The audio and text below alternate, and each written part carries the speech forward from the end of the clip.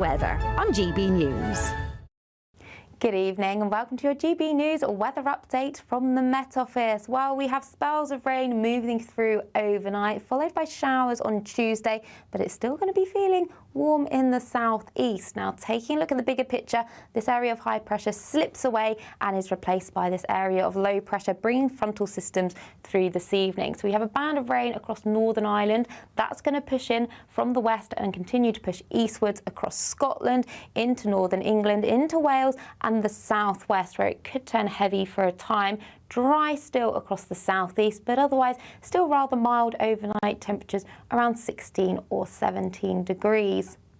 So as we start Tuesday morning, it's a more unsettled start out there compared to Monday. We've got spells of rain across eastern Scotland, could be heavy for a time. Still across Shetland, holding on to that low cloud, but brighter in the west. Across Northern Ireland, a case of sunny spells first thing and a few showers, similar across Wales and the southwest of England. But across the Midlands and southwards, that's where we hold on to a lot of cloud and this outbreaks of rain. Now, this cloud and rain will continue to push its way eastwards through the morning. It generally starts easing and fragmenting, so not bringing too much in terms of rainfall across the southeast. In fact, it'll actually turn much brighter into the afternoon with warm, sunny spells. But elsewhere, it's a case of sunny spells and showers, mainly across Northern Ireland and Scotland. Feeling fresher here, temperatures around average, but in the southeast, highs of 26. Now, as we start Wednesday morning, a cooler start, but unsettled across Northern Ireland once again, with a band of rain clipping into western Scotland, into northern England, into Wales and the southwest of England. Could be heavy and thundery, and that theme continues on Thursday and Friday, with temperatures close to average around 21 to 22 degrees. Today's outlook: cool, calm and completely horizontal. Boxed Aircon sponsors the weather on GB News.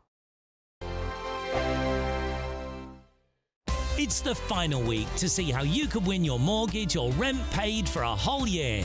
That's a cash lump sum equivalent to 12 of your monthly mortgage or rent payments, right up to a whopping £20,000. Plus, we'll add an extra £5,000 on top for good measure. Make sure you don't miss out as lines close on the 29th of August. For another chance to win, text WIN to 63225. One entry costs £2.50 plus one standard network rate message, or text BONUS to 63225. 5 entries cost £5 plus one standard network rate message. Go to gbnews.com/win.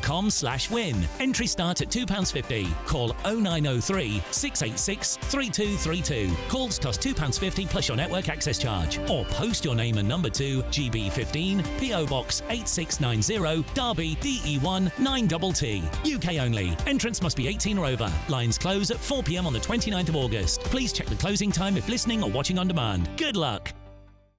Hi, I'm Michelle Dewberry and my show is your opportunity to cut through all the noise and dive in headfirst to some robust debates. Ideas clash. Situation, No, because the failure is you're deliberately avoiding my point. Nothing's held back. And if you think this is the end of it, wait for more. And we do not shy away from the difficult stuff. Sometimes I want to shake people and say, if only you understood. So join me on Jubes & Co weeknights at 6 p.m. only on GB News, Britain's news channel.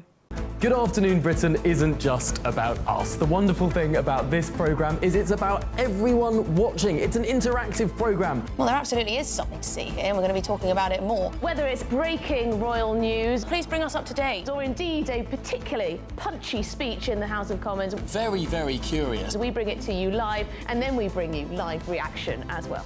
That's Good Afternoon Britain, weekdays from midday. Only on GB News, the People's Channel, Britain's news channel. Mornings don't have to be tiresome, especially if you have the right company. Wake up to news as it happens, opinion and debate, and of course, a little bit of entertainment too. Because when the kettle's on, we're on. That's Breakfast on GB News, a show worth waking up for. Every morning from 6 a.m. Only on the People's Channel, Britain's news channel. We'll spread the news, you spread the word. From the school run to the home run, watch a new show for all of Britain. He can say whatever he wants. A straight-talking show where all voices are heard. And, you know, when are we going to stop talking about smashing the gangs and actually do it? With the stories that matter from every part of our country. There's a bit of a crash landing there for your Chancellor. Bold, fearless and standing up for you. That's me, Martin Daubney, 3 p.m. till 6 p.m, weekdays, here only on GB News. The People's Channel, Britain's news channel.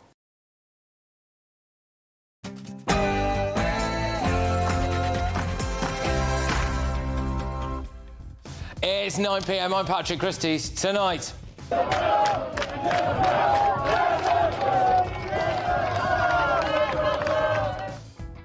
Well, despite the stand-up to racism protests, the number of foreign sex offenders is up 62%.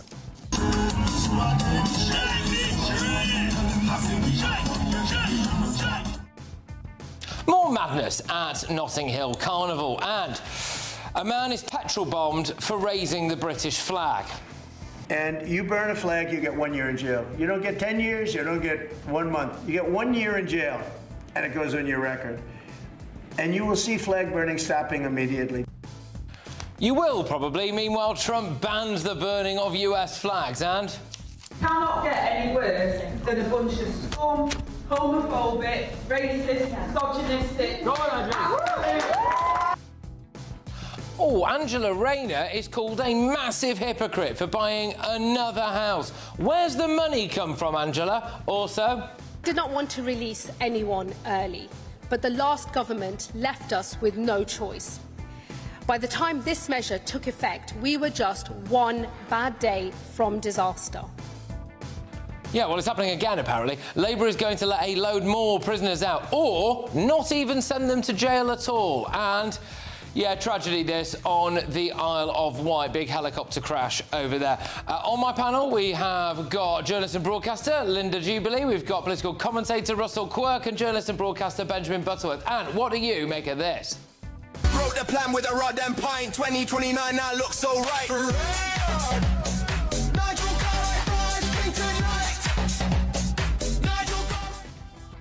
Get ready, Britain, here we go.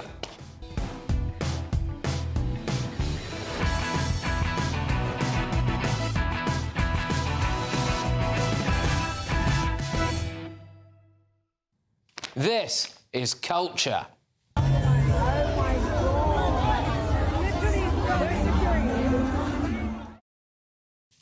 Next.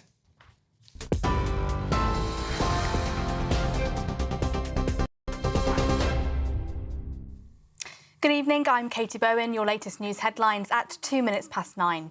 A breaking update from the Metropolitan Police this evening. 2 people have been stabbed at this year's Notting Hill Carnival. Police make a total of 423 arrests so far. The Metropolitan Police, giving their policing update tonight, say neither stabbings have resulted in life-threatening injuries, adding that 223 arrests have been made so far today. The number of arrests for yesterday has been revised up to 200, and of those numbers, 32 arrests were made for assaults on police and 46 for possession of a weapon. More on that shortly. Elsewhere, 3 people have died and a 4th remains in the hospital in a serious condition following a helicopter that crashed during a flying lesson on the Isle of Wight. The aircraft came down near Shanklin Road just after 9:20 this morning, closing the route as fire, police and ambulance teams rushed in. Witnesses described it spiralling before impact. Northumbria helicopters said that the aircraft departed from Sandown Airport at approximately 9 a.m. and was undertaking a flying lesson. Hampshire Police say they are continuing to work alongside the Air Accident Investigation Branch to establish what happened. US President Donald Trump has signed an executive order that bans flag burning, with those who desecrate the American flag potentially facing 1 year in jail. The president said that the military is ready to go anywhere on short notice to crack down on crime. That's as he signed another executive order aimed at ending cashless bail for suspects arrested in Washington, D.C. In other international news, President Trump said he wants the war in Ukraine to end and that he's spoken to Vladimir Putin. He added that he hasn't discussed specific security guarantees with Ukraine, but that the US will back up the country. Sticking with the US, President Trump says he'd like to meet with North Korean leader Kim Jong-un later this year. His comments come as he's currently hosting the South Korean president at the White House. During the meeting, he said that his administration will undertake a joint venture with South Korea and Japan related to oil in Alaska. Back at home, the government is promising a fast-track asylum appeal system as the Prime Minister faces growing pressure over migrant hotels and record small boat crossings. A new poll released today shows 71% of voters think Sir Keir Starmer is failing to get a grip on the issue. Home Secretary Yvette Cooper says delays of more than a year to hear appeals are completely unacceptable, with 51,000 cases now clogging the system. The fast-track plan would see appeals handled by panels of independent adjudicators instead of judges, aiming to speed up removals of people with no right to stay. Labour insists the reforms will be swift, fair and independent, but critics warn that nearly half of asylum appeals succeed. Protests at asylum hotels continued over the bank holiday weekend. That's as fresh footage of migrants on Gravelines Beach in northern France has been recorded earlier today. Those are your latest GB News headlines. Now let's go back to Patrick. You can now watch GB News live across the United States of America and the world on Truth Plus. Scan the QR code to find out more or visit gbnews.com/truth.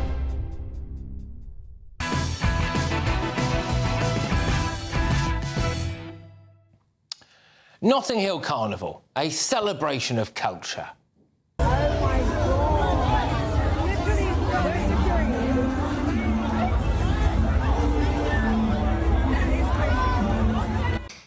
It's a time for dancing.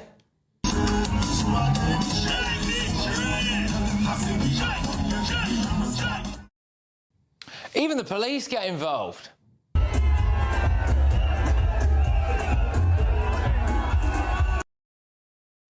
People board up their homes and shops, hey, just as a precaution, like this corner shop. They've literally graffitied the walls, you know. I love it. Yeah. That is mad.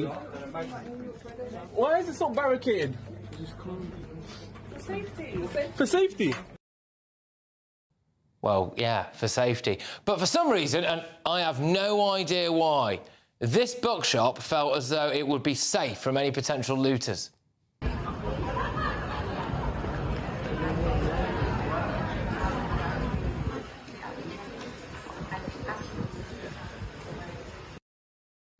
Look, people are just having fun, they're having a good time, but not this resident.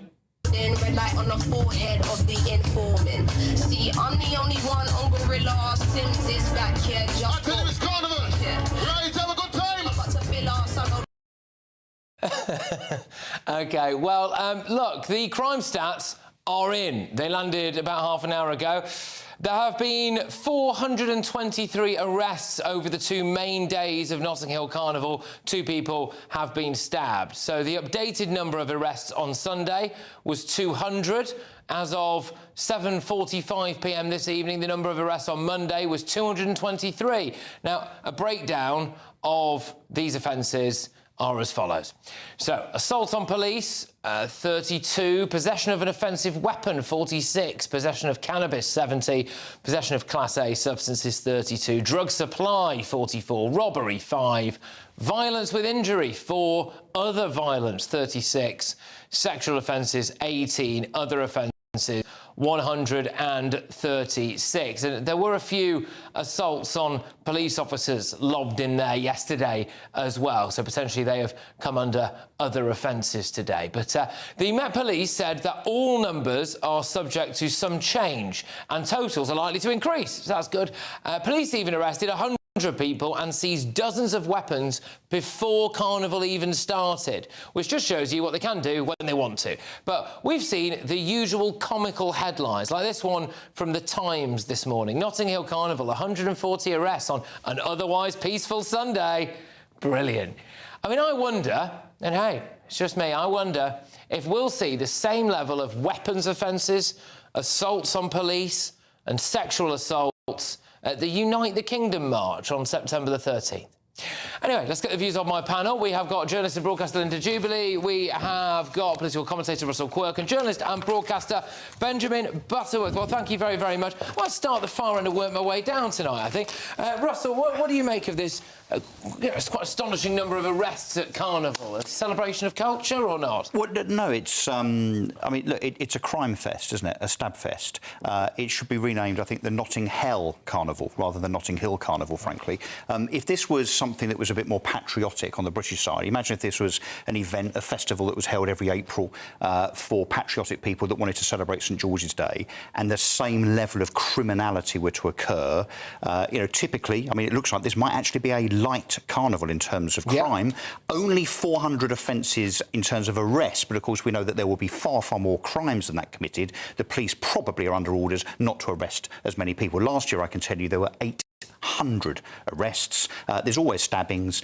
In recent years, of course, we've seen people lose their lives, plus sexual offences and so on. This has got to be banned, for goodness sake. I mean, the poor people that live there. Now, I know you can argue, well, that poor woman in the window there that looked on aghast at what was going on yesterday and today. I mean, maybe she's an American that sort of, you know, saw Notting Hill, the film, and thought, well, I'd love to go and live there, and didn't realise that there was a carnival there for 2 days of carnage every August. It's got to be banned. I mean, talk about two-tier policing, the way that they allow it to continue. And by the way, do you know what the policing cost is, Benjamin? Linda?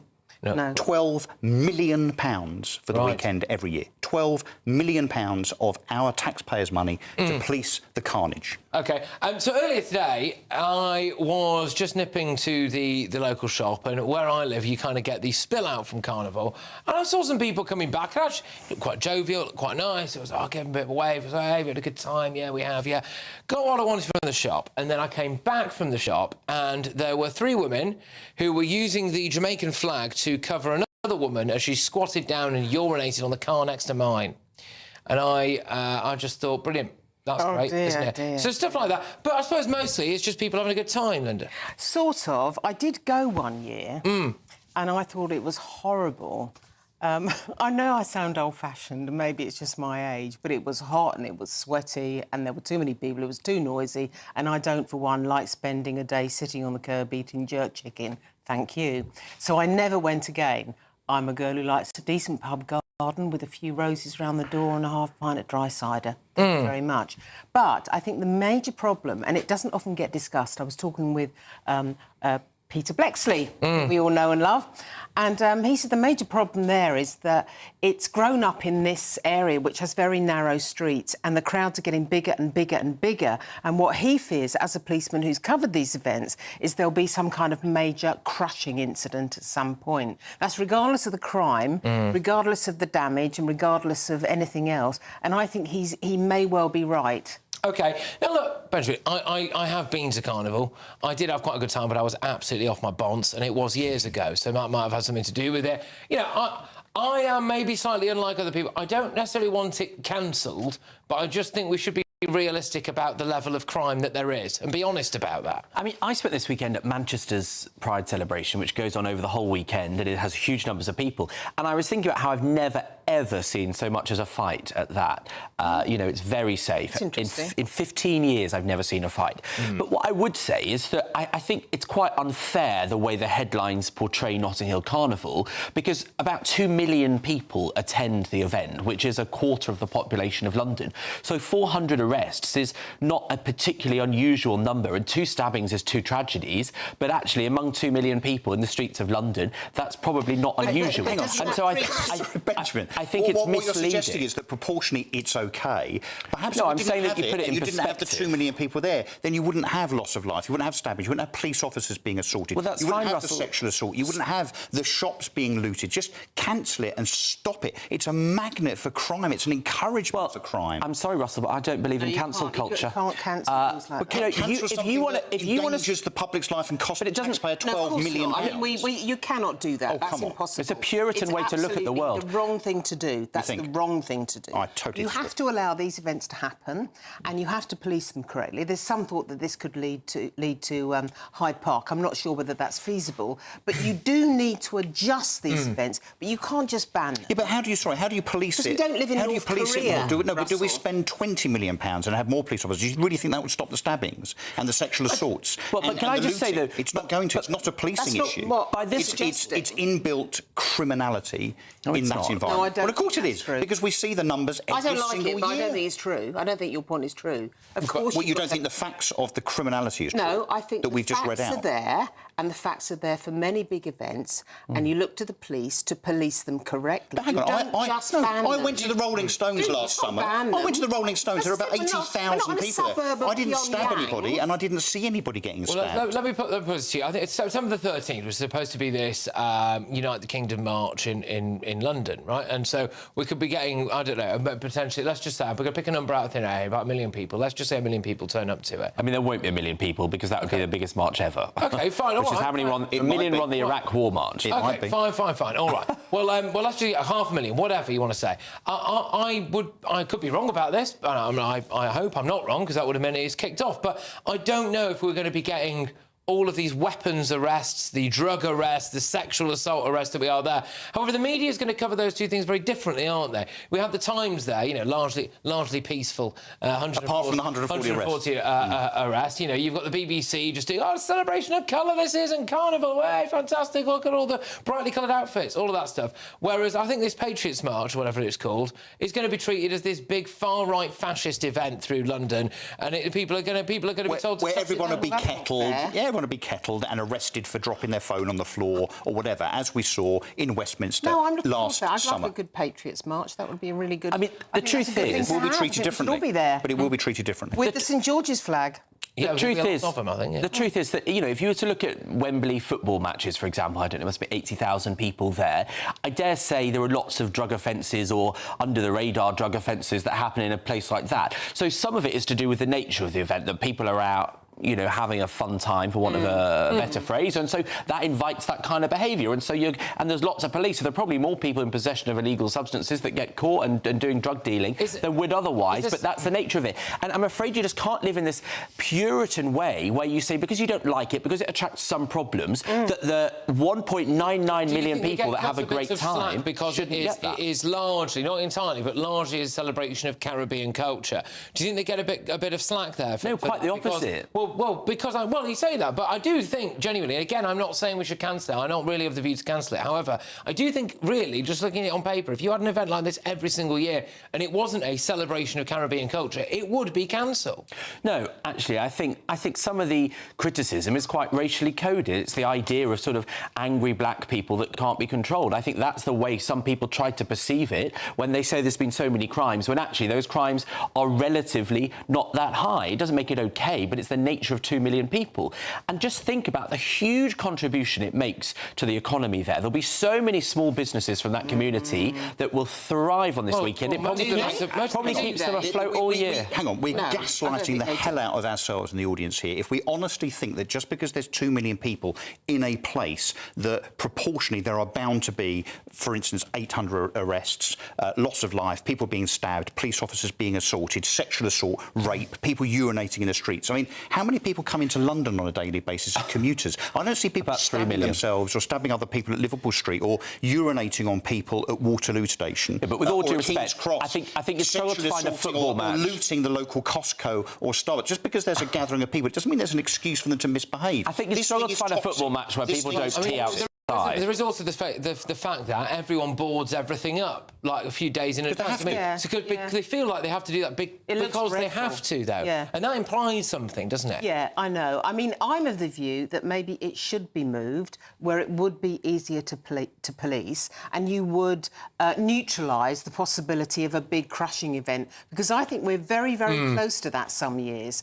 And you know, you've only got to think about Hillsborough and what can happen. You could have a lot of people who would die in that event. And I think that is the real danger. They've talked about ticketing it so that you could manage the numbers. I suspect it would be impossible because it's such a porous place. The London Underground is supposed to be ticketed. No, people just barging. You have the ring fence Notting Hill. It's just impractical. Yeah. Well, I don't know. Well, we'll see what happens. I mean, the reality is, I would have thought that the only people with the serious power to cancel it will be the London Mayor or the Commissioner of the Police. He's both of those things, I think, isn't he? What you've got the Police Commissioner, which is Mark Rowley, and then obviously you've got Sadiq Khan, who's effectively the Police and Crime Commissioner. Exactly, yes. And if he wants to get re-elected, which I imagine he does, you will not cancel. Well, I don't think he wants to get re-elected because he's not standing again. But is he not? Definitely. I'm pretty sure, yeah. I think the problem is the scale of it rather than anything else. That is the issue. It's the size. All right, OK. Look, just a very, very minor correction here. We were throwing a lot of figures out before. So there were 334 arrests officially last year, not 800. And arrest numbers are usually between 250 and 450, apparently. This year, it's already almost 100 up on the total of last year, and obviously we expect that to increase a bit more. So there we go. Right, loads more coming your way. I'm looking forward, by the way, a little bit later on, to be speaking to 3 of the 4 men who were petrol bombed whilst they were raising the St George's flag out and about over the weekend. But before that, it's the final week to see how you could live in the next year, mortgage-free or rent-free, with an additional £5,000 in your bank account, as well as the Great British Giveaway. You've got to be in it to win it. There's just 4 days left to see how you can win your mortgage or rent paid for a whole year. That's a cash lump sum equivalent to 12 of your monthly mortgage or rent payments, right up to a whopping £20,000. Plus, we'll add an extra £5,000 on top for good measure. And if you don't have a mortgage or rent to pay, lucky you, we'll give you £15,000 tax-free cash instead. Hurry, lines close this Friday. For another chance to win, text WIN to 63225. One entry costs £2.50 plus 1 standard network rate message. Or text BONUS to 63225. 5 entries cost £5 plus 1 standard network rate message. Go to gbnews.com/win. Entry start at £2.50. Call 0903 686 3232. Calls cost £2.50 plus your network access charge. Or post your name and number to GB15 PO Box 8690 Derby DE1 9TT. UK only. Entrance must be 18 or over. Lines close at 4 p.m. on the 29th of August. Please check the closing time if listening or watching on demand. Good luck. All right, loads coming your way still to come as the number of young Brits out of education, employment and training hits almost 1 million. Are they lazy or are they being squeezed out of the job market by migrants? Did not want to release anyone early, but the last government left us with no choice. By the time this measure took effect, we were just 1 bad day from disaster. Sorry, I've got deja vu, I think, because they're doing it again. Labour putting all of our lives at risk by allowing criminals back out onto the streets, also not sending some people to prison anymore for certain offences. Oh, but don't worry, they've got a very cunning plan. I'll tell you all about that after the break.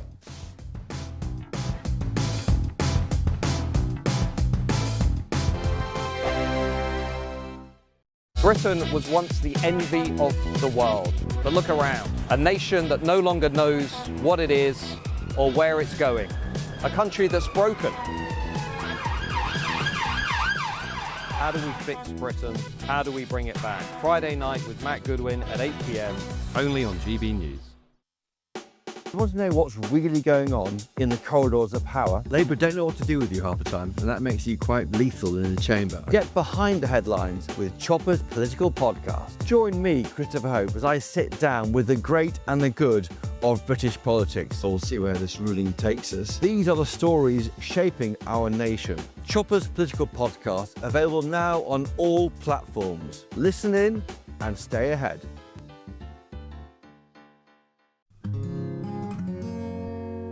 At GB News, we are proud to stand for you, for the Britain you love, for the communities you live in. That's what makes us the fearless champions of Britain, its voices and its values. Because we, at GB News, the People's Channel, Britain's news channel.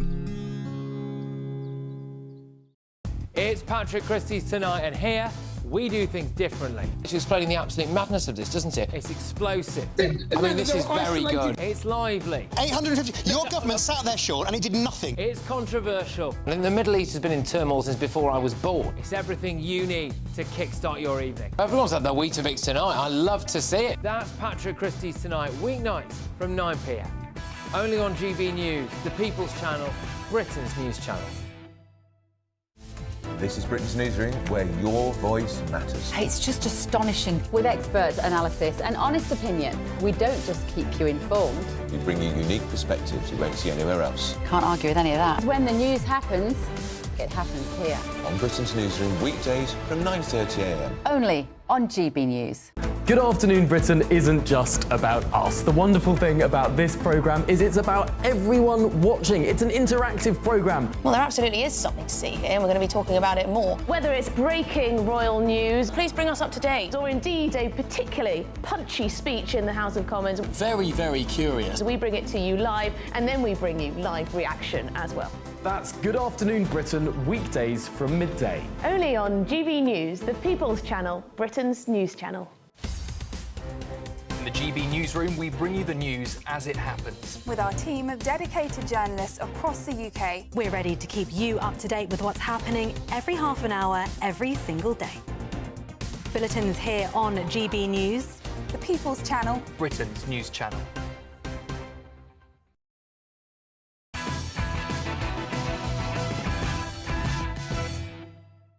Welcome back to Patrick Christys tonight. Is Labour putting our lives at risk? It's time now for the head-to-head. Well, prisoners who were supposed to be locked up for more than a decade are now walking free early, according to new reports. That includes 248 convicts sentenced to 14 years or more, plus another 490 criminals serving between 10 and 14 years. So these are hardened criminals. Since Sir Keir Starmer took office, a jaw-dropping 26,000 inmates have already been released ahead of the scheme. That's about roughly the same number of people who've crossed the channel, isn't it? But anyway, right now, that's 3,500 prisoners a month, and that's more than 150 criminals every single working day, walking out of prison early under Sir Keir Starmer. At this rate, by the end of the month, nearly 40,000 criminals will have been set loose under Labour's watch.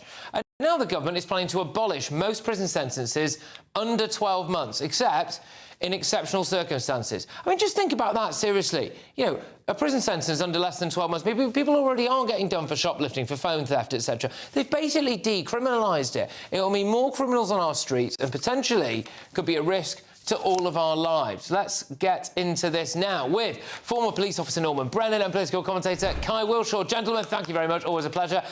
Norman, I'll start with you. Just are Labour putting us at risk by these early release schemes and essentially decriminalising certain things? Absolutely. There's two types of people that go to prison, Patrick. The first one, where the crime is so serious, murder, rape, firearms, offences, robberies with a weapon, rightly so, they're dangerous criminals. The second type of criminal that goes to prison are what is known as persistent offenders. They've exhausted all the alternatives to imprisonment, from warning right up to suspended sentence. So there comes a point where those individuals need to be sent to prison. So both sets of individuals that are sent to prison, the crimes are so serious and so persistent that they need punishing, others need deterring, and the public need reassuring. I rarely ever see a sentence that actually fits the crime. Most offenders are already given a very low sentence, and anybody that says that the types of people that I used to lock up when I was a serving police officer learn new tricks in prison, I'm afraid they don't. Most have learned all the tools of their trade before they're actually sent to prison. So my view is this: weak sentencing on offenders is tough sentencing on society and victims of crime. OK, all right, Kai, I'll bring you in. Same question, really. You know, is there not the potential, really, that all of us, as far as I'm aware, law-abiding citizens, are going to be, put at risk by this early release scheme? No, Patrick, it's quite the opposite, in fact. You know, we know that last summer spaces in prisons fell to under 1,000 places. Now, what that actually means, I think it's important to dwell on, right? Courts will halt trials, police will cancel arrests if there's no more space in the prison system. Now, in the past, our focus has been on building more prisons, building more capacity in response to the fact that sentencing bloat has been happening over the last few decades, where we're seeing increasingly longer and longer custodial sentences for people. That clearly hasn't worked. And the emergency releases in autumn were a temporary fix. And now what the government is doing is trying to put in longer term measures so we don't find ourselves in this situation again. OK, I mean, is there not a solution here, Norman, which is just to build more prisons? Absolutely. We should stop making excuses, Patrick, for criminality. What does it say to society where you've been burgled, you had your Rolex watch stolen, your bike, your car stolen by a persistent offender, and the government keep coming out and saying, we're going to crack down on this crime, we're going to crack down on that crime, and all the public hear about is the government releasing offenders time and time again that blight society. Most offenders reoffend. They reoffend very quickly, and every time we release an offender early, they see imprisonment no more than a bit of respite. And anybody, catching up on what I said earlier on, that thinks that prisons are universities of crime, well, being on the streets and released too early when you're a persistent and serious, it's the open university of crime, and it's the public and victims and society that suffer. And Kai, there's another aspect to this, which is that basically Labour is saying that they're going to let people out early, but they're not going to allow them to have any fun. So they're not going to be able to go to the pub, they're not going to be able to go to concerts, they're not going to be able to go to football matches. I mean, is that not, again, just a bit of window dressing, really? I mean, these people will probably find a way. I mean, if these people didn't mind robbing a bank, Kai, they're not going to mind whether or not they go and watch Millwall on a Saturday. No, look, I mean, the framing of this is quite funny, isn't it? It sounds quite flippant. But when we frame it as house arrest, using new technologies, strengthening the probation system to make sure that actually we're keeping track of the people that we let out early, then it starts to make a bit more sense. Now, community punishments have not really been particularly well used in the UK. You know, restricting freedoms like this, I think we need every tool in our arsenal to tackle this, because frankly, if we're going to run out of space in prisons again by March, then we need a whole system approach where, yes, the most serious offenders are kept in prison, and yes, you know, reoffenders who have had under a year in prison, the offending rate is 60% compared to around 27% for any other prison inmate. So really, there's something has to be done about those shorter sentences, and maybe restricting their liberties is part of that. All right, guys. Well, give them longer sentences. Give them longer sentences. Those that are sentenced to 14, hang on a sec, those that are given 14 years or more, the reoffending rate is 24%. Society is sick and tired of the government, the police, the criminal justice system failing them and making excuses for criminality. The government and the criminal justice system have a duty of care to protect society from those that seriously offend and seriously commit offences time after time with no deterrent. We need a deterrent. Guys, we've got to go, I'm afraid. Sorry, we're a bit over, but thank you very much. Good to get both sides of that. Kai Wilshaw, their political commentator and former police officer as well. Norman Brennan, thank you very, very much. Oh, good, the Ministry of Justice have been on. They've said this government inherited prisons days from collapse and had no choice but to take decisive action to stop prisons overflowing and leave police unable to make arrests. Public protection is our #1 priority. Offenders out on licence face strict conditions and will be brought back to prison if they break the rules. We're building 14,000 prison places and reforming sentencing so jails never run out of space again. Well, I suppose the proof will be in the pudding. Coming up, as a group of men putting up flags are attacked with a petrol bomb, has the St George's flag become the most divisive symbol in Britain? And I'm very pleased to say I believe I'm going to be joined by 3 of those lads in about 10 minutes' time, so stay tuned for that. But next, though, nearly 1 million young Brits are idle. They're not in education, they're not working, so I want to know this. Are they lazy, or are they being squeezed out of the job market due to immigration? Stay tuned.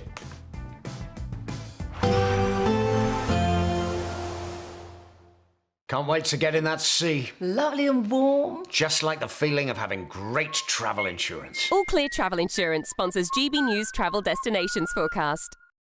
Hello. Well, there's plenty of sunshine across Europe and it's feeling hot too, but thunderstorms will be developing, especially midweek. So a bit breezy across parts of Madeira and the Canary Islands with showers here. Best of the sunshine really across much of Spain, but still showers will be bubbling up, especially across parts of Italy later and across Greece. But otherwise, temperatures still up at around 29 to 30 degrees. Now, showers will become more widespread into the week, but otherwise highs of 33.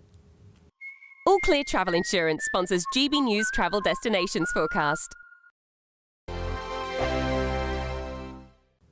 Good evening and welcome to your GB News weather update from the Met Office. Well, we have spells of rain moving through overnight, followed by showers on Tuesday, but it's still going to be feeling warm in the southeast. Now, taking a look at the bigger picture, this area of high pressure slips away and is replaced by this area of low pressure, bringing frontal systems through this evening. So we have a band of rain across Northern Ireland. That's going to push in from the west and continue to push eastwards across Scotland, into northern England, into Wales and the southwest, where it could turn heavy for a time. Dry still across the southeast, but otherwise still rather mild overnight temperatures around 16 or 17 degrees. So as we start Tuesday morning, it's a more unsettled start out there compared to Monday. We've got spells of rain across eastern Scotland, could be heavy for a time. Still across Shetland, holding on to that low cloud, but brighter in the west. Across Northern Ireland, a case of sunny spells first thing and a few showers, similar across Wales and the southwest of England. But across the Midlands and southwards, that's where we hold on to a lot of cloud and this outbreaks of rain.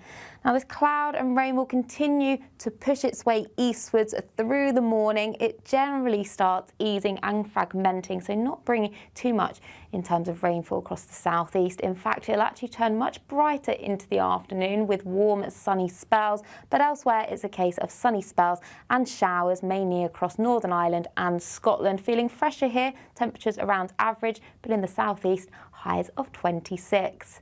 Now, as we start Wednesday morning, a cooler start, but unsettled across Northern Ireland once again, with a band of rain clipping into western Scotland, into northern England, into Wales and the southwest of England. Could be heavy and thundery, and that theme continues on Thursday and Friday, with temperatures close to average around 21 to 22 degrees. This is Britain's newsroom, where your voice matters. It's just astonishing. With expert analysis and honest opinion, we don't just keep you informed. We bring you unique perspectives you won't see anywhere else. Can't argue with any of that. When the news happens, it happens here. On Britain's newsroom, weekdays from 9:30 a.m. Only on GB News. In the GB Newsroom, we bring you the news as it happens. With our team of dedicated journalists across the UK. We're ready to keep you up to date with what's happening every half an hour, every single day. Bulletins here on GB News. The People's Channel. Britain's news channel.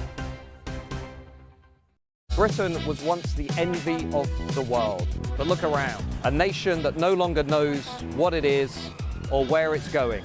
A country that's broken. How do we fix Britain? How do we bring it back? Friday night with Matt Goodwin at 8 p.m. Only on GB News.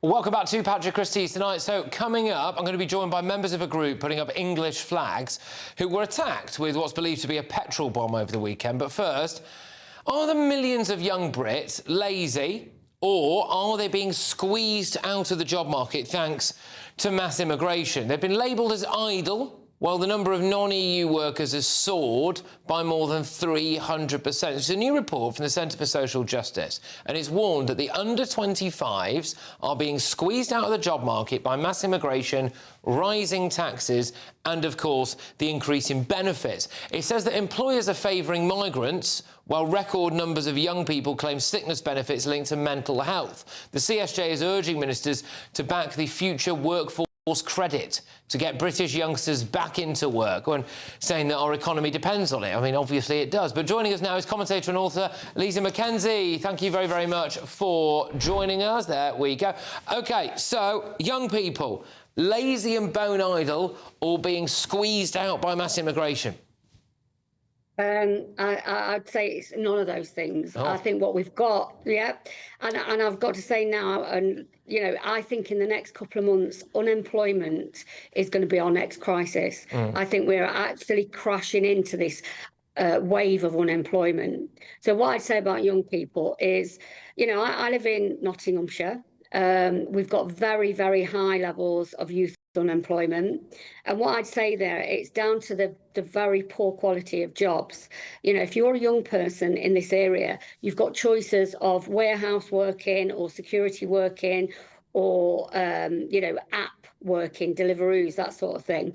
None of those jobs are real jobs. You know, you are signing up to agencies, you're being told you've got 5 hours work here, you've got 10 hours work here. These are not real jobs. And so I think what is happening is young people are staying on benefits because it's a bigger risk to try and get a job. Yeah, just on that, Lisa. Just on that, Lisa. Sorry, I would like to push back a bit because.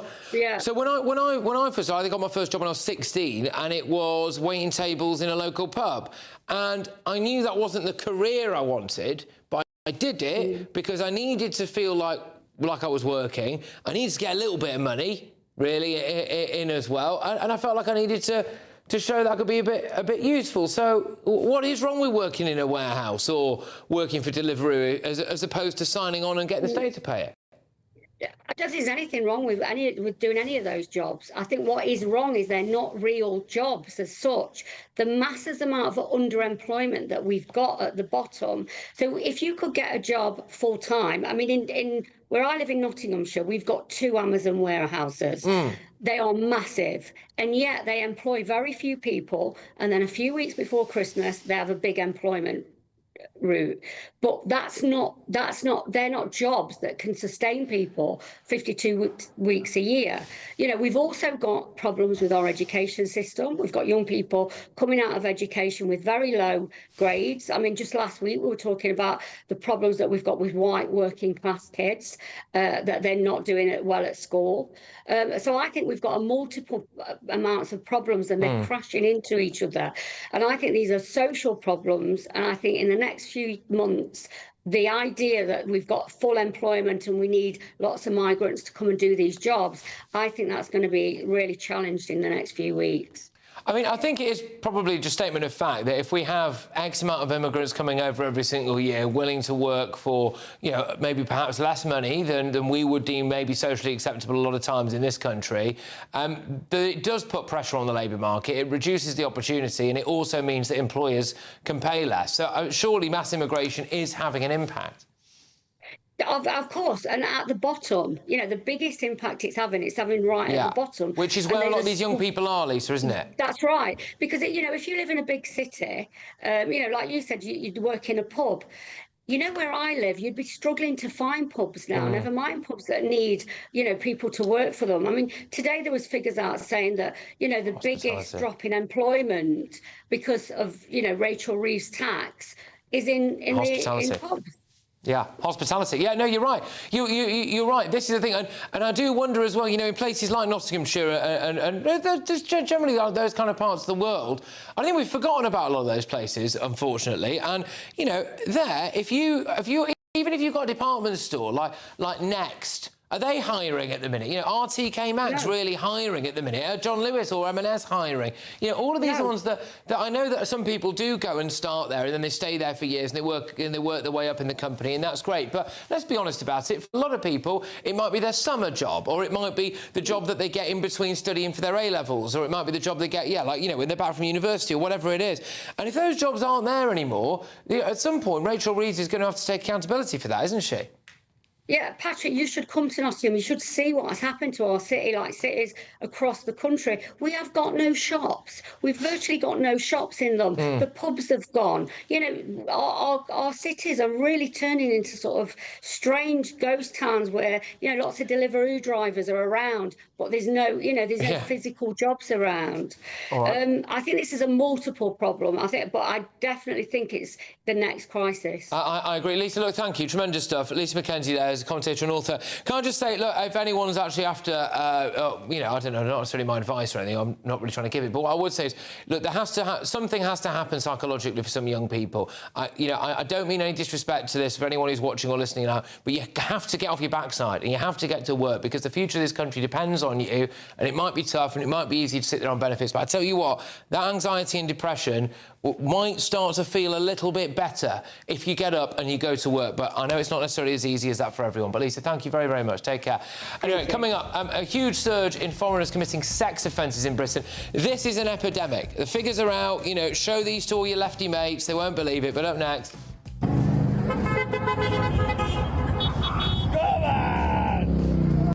A man was petrol bombed for raising the British flag over the weekend. What's going on?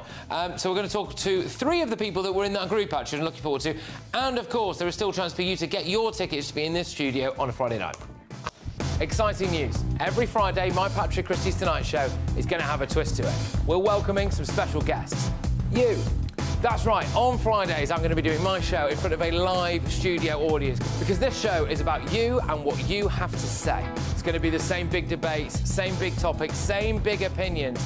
But every Friday night at 9 p.m, you are invited to come on down to Patrick Christys Tonight to be a part of the action. Only on GB News, the People's Channel, Britain's news channel. Welcome back to Britain's Newsroom with Andrew and Beth. Hello everyone, Patrick Christys here. I'm Michelle Duke, Britain's news channel. Access the stories that matter to you. Take the GB News family with you on any device. And as long as you have an internet connection, tune in to GB News anywhere on the planet or beyond. GB News, the People's Channel, Britain's news channel. Mornings don't have to be tiresome, especially if you have the right company. Wake up to news as it happens, opinion and debate, and of course, a little bit of entertainment too. Because when the kettle's on, we're on. That's Breakfast on GB News, a show worth waking up for. Every morning from 6 a.m. Only on the People's Channel, Britain's news channel. We'll spread the news, you spread the word. From the school run to the home run, watch a new show for all of Britain. He can say whatever he wants. A straight-talking show where all voices are heard. And, you know, when are we going to stop talking about smashing the gangs and actually do it? With the stories that matter from every part of our country. There's a bit of a crash landing there for your Chancellor. Bold, fearless and standing up for you. That's me, Martin Daubney, 3 p.m. till 6 p.m, weekdays, here only on GB News. The People's Channel, Britain's news channel. Westminster's full of talk, but out here, it's the real world. Am I allowed to talk now? No, that's it. This is where it matters, real people and real lives. That's what politics is all about. In fact, has Trump made a good start? No. Straight answers, no spin, and just a couple of pints. How many fingers have I got up? About 10. So join me for Lee Anderson's Real World every Friday at 7 p.m, only on GB News. The People's Channel, Britain's news channel. Westminster, the ultimate clique. And you're fighting like rats in a sack. But here on the Camilla Tominey Show, we ask the questions the establishment media is too scared to ask. OK, let me ask you a straight question, because I know you're a straight-talking politician. Whether it's net zero, illegal immigration or law and order, nothing is off limits. You had the power then. Yeah, as I and say, now you've lost it. That's the Camilla Tominey Show, a politics show that's fearless. But no, let me finish my question if you don't mind, because it is my show. Sundays at 9:30, only on GB News, the People's Channel, Britain's news channel. At GB News, we love to hear from you, our loyal community. So drop us a line at gbnews.com/yoursay.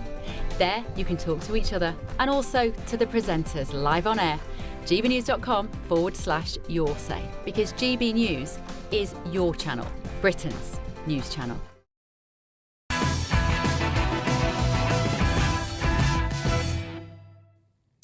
Welcome back. In Stevenage in Hertfordshire, a group putting up English flags have been attacked with what is believed to be a petrol bomb. So one man suffered a head wound after a lit bottle was thrown from a garden on Fairlands Way, apparently. He was taken to hospital for treatment. Now, there is a full video. They've obviously chosen not to play it all. And, yeah, I mean, it's really heavy stuff, right? You know, they're putting flags up. It looks as though this petrol bomb, essentially, or whatever you'd call it, I think it was in an alcohol bottle, actually, was thrown there. You know, and it's awful scenes. I mean, the group calling itself the Stevenage Patriots have collected around 40 flags to display across the town. It's part of a wider movement. Of course, it is Operation Raise the Colours. Flags have also appeared, well, pretty much everywhere, actually. I mean, some of the places, Newark, West Midlands, Dorset, and some councils have even ordered them to be removed, which is really stupid, because it just means that people put more of them up. But joining us now are some of the Stevenage flag raisers who've said that they wish to remain anonymous, which is fair enough. So we're gonna bring them in now. So I believe that they're there. Are you there, lads? Evening, Patrick. We're here, Patrick. Good evening. All right, good evening, good evening. OK, so I can't obviously see any of you, so I'm just going to ask you to speak one at a time, if that's all right. Could someone just tell me what happened then, please? Yeah, so we was out flagging for about 3 hours in Stevenage, just raising the Union Jack and the St George's flag. At the end of the evening, we was about to get back in our cars when a petrol bomb had then just flown over to us out of somewhere, we're not sure exactly where. It's hit one of the boys in the head, and then we've all jumped in a car. Another one's come flying over. We've just zoomed off, and that was it, pretty much, at the end of the evening. So how did it make you guys feel, really? Because this is fundamentally, at its core, a very patriotic thing that you're doing, and probably a reaction to a lot of the nightmare scenarios that we find ourselves in across Britain at the minute. So you're out there raising the flag of this country, and someone decides to attack you with a petrol bomb as a result of that. How did that make you guys feel? I mean, it was a real shame because there was such a high throughout the evening with the support of everybody going past, bibbing, even the police, the local police said, we're not going to stop you doing what you're doing. And it was just a real good atmosphere. We was all on a real high. We had such good support. We had one local resident stop and give us some cash and say, buy some more flags, keep going. We was all on such a high. We'd literally just said, well done to each other. We put up 40 odd flags and said, right, catch you all soon. Went to get in the vehicles, and then it just erupted from there, and it was just such an anti-climax. And then it was being with the police, and then administering the first aid on the chap that was injured, and it just put a real downer on it. But as we said, it won't stop us. We was out again last night and put another 60+ flags up last night, and we're just going to carry on. I probably should have asked this sooner, actually, so apologies. How is he, the lad who was hit in the head, and what kind of injuries did he sustain? Yeah, he's all right now. He's gone away for a little while with family. He's not too bad. The injury wasn't the worst. It could have been a lot more severe, seeing obviously what had happened. But when I was administering the first aid and stuff, there was a laceration on his top of his head, about 1 inch long. Fairly not too deep, but sort of deep enough, with quite a little bit of blood coming out due to the location of the injury. But yeah, I think he came off quite well compared to what could have happened. Well, he could have died. I mean, look, let's be honest, he could have died. I mean, there's essentially a Molotov cocktail has been thrown and hit him on the head. I mean, all bets are off when that happens. And whilst he's been hurt, it does, from what you've said as well, sound like, you know, he's got off relatively lightly considering, but that's not really the point. I mean, when the police turned up then, are they investigating this now? This seems like it should be a priority, shouldn't it, to find someone who's lobbing around petrol bombs around your area? Yeah, they've told us that they're investigating it. To be honest, we don't want to talk to the police ourselves, only because we're unsure of the repercussions about ourselves. We've been made not to trust the police over time. We respect the police. We wish there was a strong force, but what we've seen with other people, other patriots being punished in the past, Lucy Connolly, Peter Lynch, it's a real shame that we have been made now not to trust the police. They've started the investigation, and we do hope they find the criminals. But what is important to note as well is that we was walking up and down for 3 hours. They never attacked us until we got to the car. So they obviously did try to kill all of us. They tried to aim for the car. They tried to blow the car up, is what we believe. Yes, I think that very much sounds like it, doesn't it? It's actually interesting when you put it like that, because you could have all... Were you all in the car then? Or go on, were you about to get in the car? What are the logistics here? So we had 2 vehicles because there was 5 of us, and the guy that was injured was going to get in his vehicle. We'd literally just shook hands and gone to... The vehicles were parked next to each other though, so it hit him. And then I think it broke off of his face and then hit on the floor. So as you can see in the video, it's burning on the floor. But So then as we've got in the vehicles... that could have gone in the car, couldn't it? Very easily have gone in the car with you in it and blown up with the car's full of petrol. It's ridiculous, actually, when you think about it. I'm getting more angry the more I talk to you. Of course, yeah. At first, initially, as it happened, it was like, what's happened? Has the car just blown up? And then realised what had happened. I saw it on the floor and realised it was a petrol bomb or like homemade device. Got in the vehicles, and as we've moved, another one's landed in the road in front of the second vehicle that was there, but it didn't ignite, so it had smashed and it didn't set fire. But there's pictures of it, and the police took pictures of it, how they use it, a sock in a alcohol bottle. Well, yeah, well, let's not give anyone any ideas. Just quickly though, sorry, literally about 10 seconds, 15 seconds. Why are you guys feeling so passionately about this? Why are you raising the flag everywhere?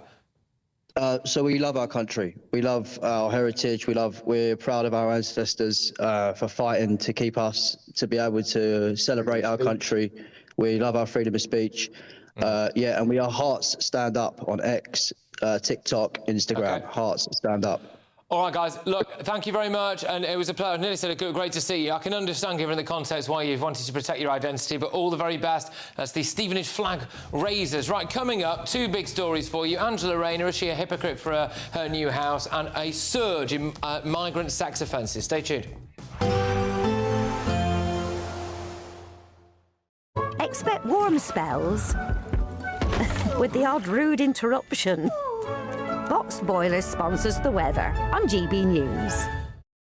Good evening and welcome to your GB News weather update from the Met Office. Well, we have spells of rain moving through overnight, followed by showers on Tuesday, but it's still going to be feeling warm in the southeast. Now, taking a look at the bigger picture, this area of high pressure slips away and is replaced by this area of low pressure, bringing frontal systems through this evening. So we have a band of rain across Northern Ireland. That's going to push in from the west and continue to push eastwards across Scotland, into northern England, into Wales and the southwest, where it could turn heavy for a time.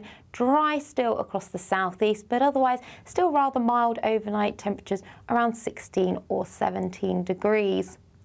So as we start Tuesday morning, it's a more unsettled start out there compared to Monday. We've got spells of rain across eastern Scotland, could be heavy for a time. Still across Shetland, holding on to that low cloud, but brighter in the west. Across Northern Ireland, a case of sunny spells first thing and a few showers, similar across Wales and the southwest of England. But across the Midlands and southwards, that's where we hold on to a lot of cloud and this outbreaks of rain. Now, this cloud and rain will continue to push its way eastwards through the morning. It generally starts easing and fragmenting, so not bringing too much in terms of rainfall across the southeast. In fact, it'll actually turn much brighter into the afternoon with warm, sunny spells. But elsewhere, it's a case of sunny spells and showers, mainly across Northern Ireland and Scotland. Feeling fresher here, temperatures around average, but in the southeast, highs of 26. Now, as we start Wednesday morning, a cooler start, but unsettled across Northern Ireland once again, with a band of rain clipping into western Scotland, into northern England, into Wales and the southwest of England. Could be heavy and thundery, and that theme continues on Thursday and Friday, with temperatures average around 21 to 22 degrees. Expect warm spells with the odd rude interruption. Box Boilers sponsors the weather on GB News. It's the final week to see how you could win your mortgage or rent paid for a whole year. That's a cash lump sum equivalent to 12 of your monthly mortgage or rent payments, right up to a whopping £20,000. Plus, we'll add an extra £5,000 on top for good measure. Make sure you don't miss out as lines close on the 29th of August. For another chance to win, text WIN to 63225. One entry costs £2.50 plus one standard network rate message. Or text BONUS to 63225. 5 entries cost £5 plus one standard network rate message. Go to gbnews.com/win. Entry start at £2.50. Call 0903 686 3232. Calls cost £2.50 plus your network access charge. Or post your name and number to GB15 PO Box 8690 Derby DE1 9TT. UK only. Entrance must be 18 or over. Lines close at 4 p.m. on the 29th of August. Please check the closing time if listening or watching on demand. Good luck. Exciting news. Every Friday, my Patrick Christys Tonight Show is going to have a twist to it. We're welcoming some special guests. You. That's right, on Fridays I'm going to be doing my show in front of a live studio audience because this show is about you and what you have to say. It's going to be the same big debates, same big topics, same big opinions, but every Friday night at 9 p.m. you are invited to come on down to Patrick Christys Tonight to be a part of the action. Only on GB News, the People's Channel, Britain's news channel. In the GB Newsroom, we bring you the news as it happens. With our team of dedicated journalists across the UK. We're ready to keep you up to date with what's happening every half an hour, every single day. Bulletins here on GB News. The People's Channel. Britain's news channel. From the school run to the home run, watch a new show for all of Britain. He can say whatever he wants. A straight talking show where all voices are heard. And, you know, when are we going to stop talking about smashing the gangs and actually do it? With the stories that matter from every part of our country. There's a bit of a crash landing there for your Chancellor. Bold, fearless and standing up for you. That's me, Martin Daubney, 3 p.m. till 6 p.m. weekdays here only on GB News. The People's Channel, Britain's news channel. Join me, Nana Akweer, for an informative, interactive news programme with a difference. It's fun. No, he didn't say that, Dave. I'm so surprised. I think there's an element of truth to that. Join me from 3 p.m. every weekend, only on GB News, Britain's news channel. This is Britain's Newsroom, where your voice matters. It's just astonishing. With expert analysis and honest opinion, we don't just keep you informed. We bring you unique perspectives you won't see anywhere else. Can't argue with any of that. When the news happens, it happens here. On Britain's Newsroom, weekdays from 9:30 a.m. Only on GB News.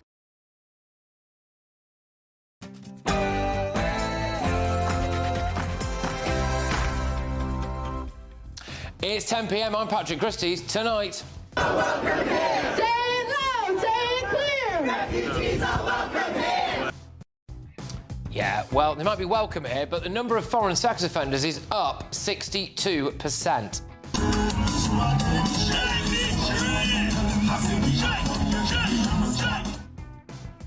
More madness at Notting Hill Carnival, more than 400 arrests over the 2 days. And look at this, Angela Rayner is being called a massive hypocrite for buying another house.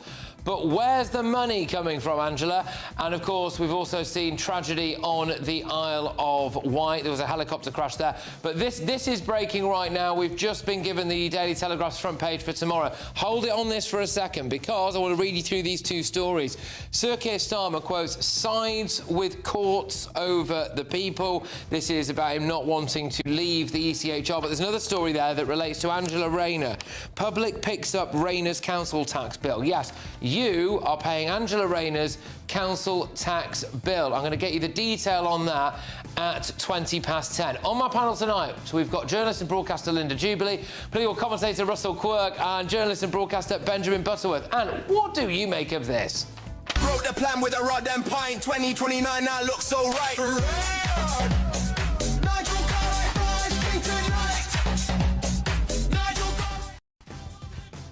Get ready, Britain. Here we go.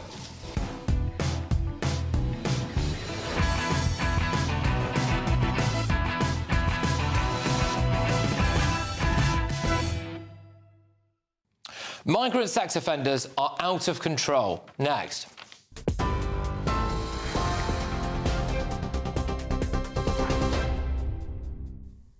Good evening from the GB Newsroom, your latest headlines at 10 o'clock.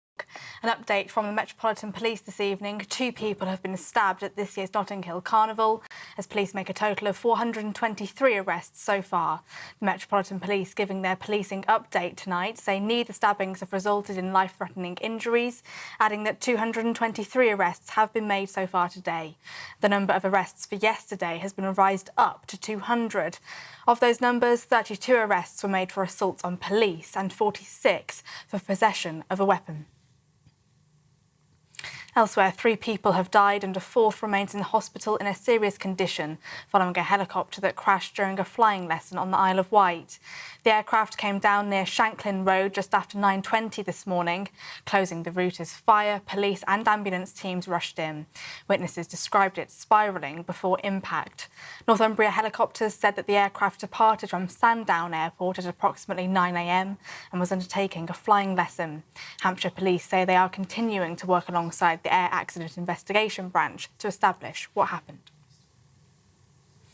US President Donald Trump has signed an executive order that bans flag burning, with those who desecrate the American flag potentially facing 1 year in jail. The president said that the military is ready to go anywhere on short notice to crack down on crime. That's as he signed another executive order aimed at ending cashless bail for suspects arrested in Washington, D.C. In other international news, President Trump said he wants the war in Ukraine to end and that he's spoken to Vladimir Putin. He added that he hasn't discussed specific security guarantees with Ukraine, but that the US will back up the country. And sticking with the US, President Trump says that he'd like to meet with North Korean leader Kim Jong-un towards the end of this year. His comments come as he's currently hosting the South Korean president at the White House. During the meeting, he said that his administration will undertake a joint venture with South Korea and Japan related to oil in Alaska. 5 detectives from the Metropolitan Police have been arrested over an alleged plot to suppress a complaint of sexual assault. The complaint was made by a policewoman against a senior officer. According to the Sun newspaper, one of those arrested is a detective inspector working on the Met's Directorate of Professional Standards. Detective Chief Superintendent Luke Williams said that the internal investigation is being carried out by the Met's Anti-Corruption Command under the direction of the IOPC after a referral was made by the Met in June. And the government is promising a fast-track asylum appeal system as the Prime Minister faces growing pressure over migrant hotels and record small boat crossings. A new poll released today shows 71% of voters think Sir Keir Starmer is failing to get a grip on the issue. Home Secretary Yvette Cooper says delays of more than a year to hear appeals are completely unacceptable, with 51,000 cases now clogging the system. The fast-track plan would see appeals handled by panels of independent adjudicators instead of judges, aiming to speed up removals of people with no right to stay. Labour insists the reforms will be swift, fair and independent, but critics warn that nearly half of asylum appeals succeed. Protests at asylum hotels continued over the bank holiday weekend. That's as fresh footage of migrants on Gravelines Beach in northern France has been recorded earlier today. Those are the latest GB News headlines. Now let's go back to Patrick. Tune into GB News Radio wherever you are, online, on DAB digital radio, on TuneIn, on Radio Player and on your smart speaker. Just say, play GB News.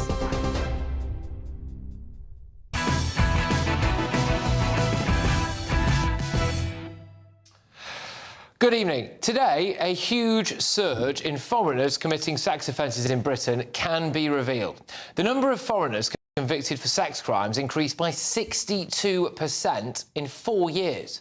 Foreigners were responsible for 14% of all sex offence convictions last year. I suspect the true figure could actually be much higher, because it's not clear whether this data includes people who were born abroad but have obtained a British passport, which would technically make them British. Here's a case for you. An illegal small boat migrant raped a 15-year-old schoolgirl after claiming asylum in Britain. Sadak Nikzad from Afghanistan lived as a tourist in Italy, Germany and France before claiming asylum in Britain. He posted pictures of himself, actually. He was outside Rome's Colosseum, France's Eiffel Tower. He raped the girl just yards from his migrant hostel in Scotland. And then today, this story broke. An Indian man who overstayed his visa and evaded immigration authorities for 3 years before sexually assaulting a woman despite already being on bail. I mean, here are the other shocking crime stats for foreigners that were revealed today by the Centre for Migration Control. Here we go. So, sex crimes are up 62%.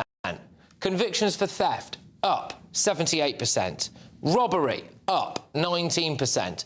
Criminal damage, up 105%. We'll just add this to the growing list of evidence that we are importing vile criminals. The Sun's investigation revealed 1 in every 100 illegal migrants in hotels that they looked into appeared in court charged with criminal offences including rape, robbery and GBH. Now, I don't know about you, but I fear that the worst is yet to come, because we revealed on this show that human traffickers are advertising channel crossings using ISIS propaganda videos.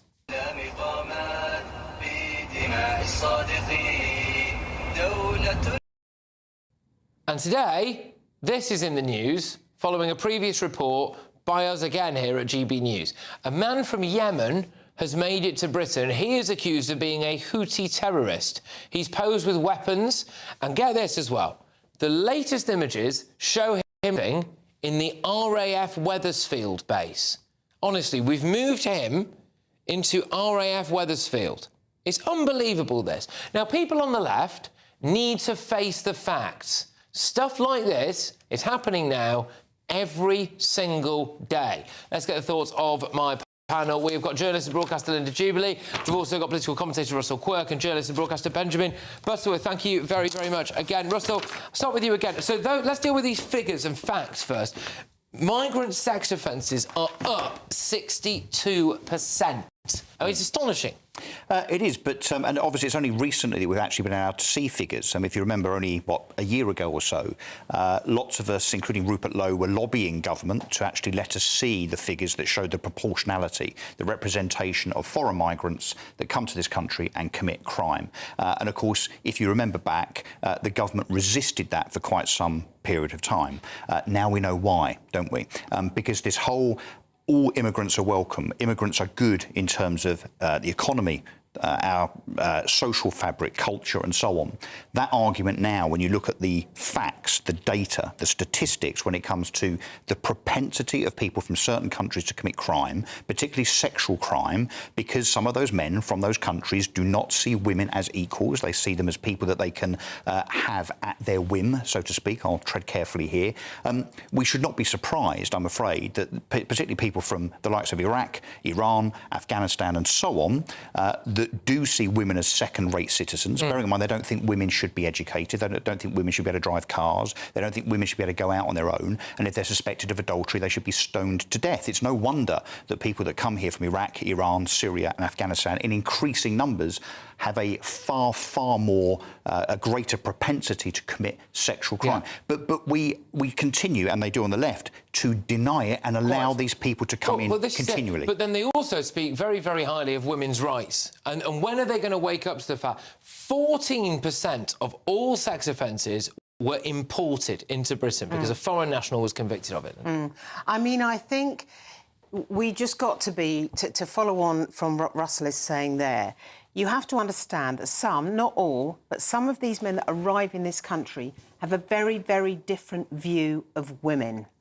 And I've worked, I think I've mentioned before, on an English language programme in the hotel, so I know some evacuees and asylum seekers and refugees, and I've been there in the trenches, and I can tell you that even internally in the hotel, there are problems with these men who pick on other Afghan women inside the hotel. So what do you think they're going to do when they get outside into the community? No one has changed their cultural view of women at all. They do regard them as, well, nothing more than, I'm going to say it, human incubators.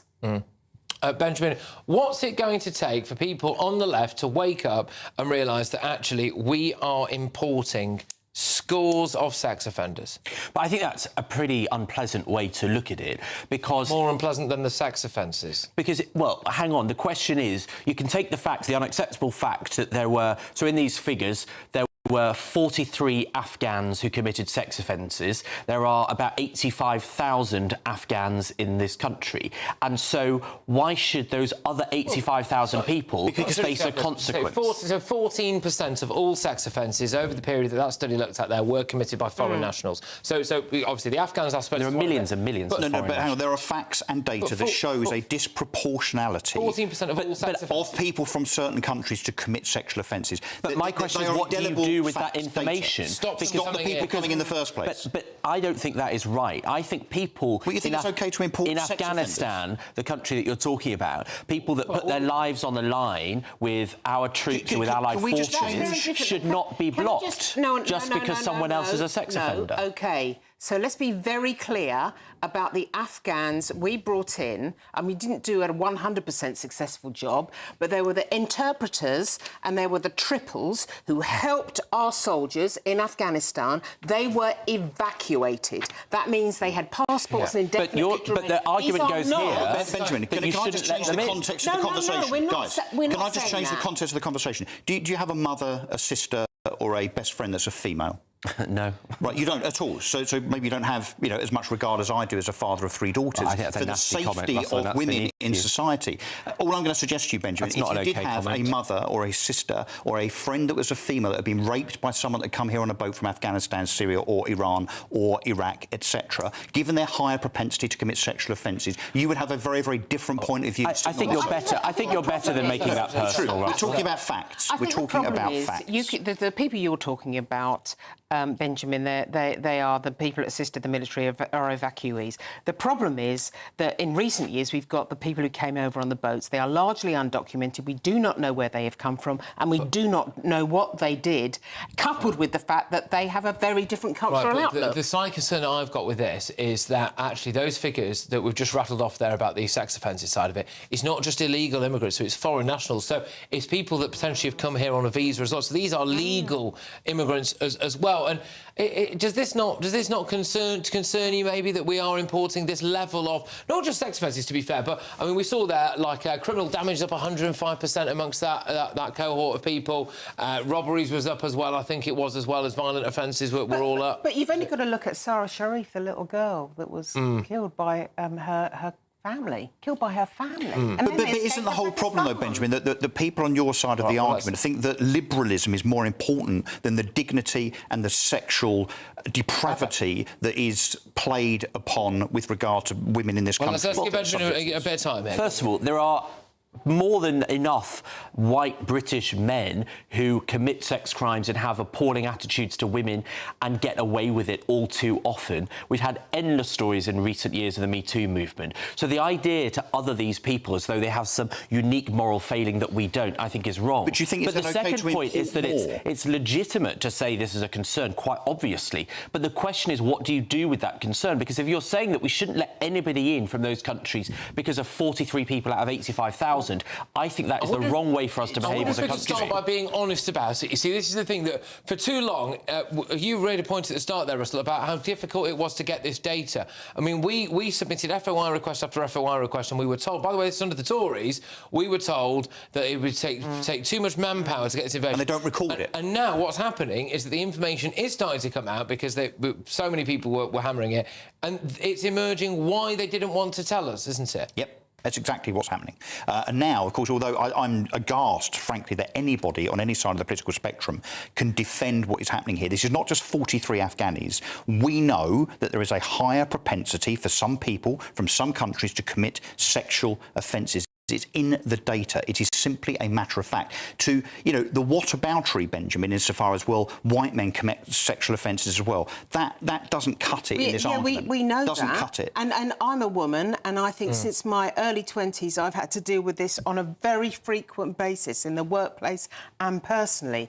We're not saying there's not a problem there, but we are saying, I think there's a cultural difference here with how some of these men regard women. No, but you can't ignore that. But we're importing. But the very nature of the fact that we're importing more people that commit offences means there's more offences. Can we just think about the women themselves, the girls, the 14 and 15-year-olds that are raped? Right. This is not just statistics. This is not just data. This is human lives. But if there is a higher propensity from someone from Afghanistan to commit rape, we need to acknowledge it, and that then strengthens the argument to stop them coming in the first place. One of the other topics here was this Yemeni individual who is like a card-carrying Houthi terrorist by the looks of things, pictured like relentlessly carrying guns and weapons.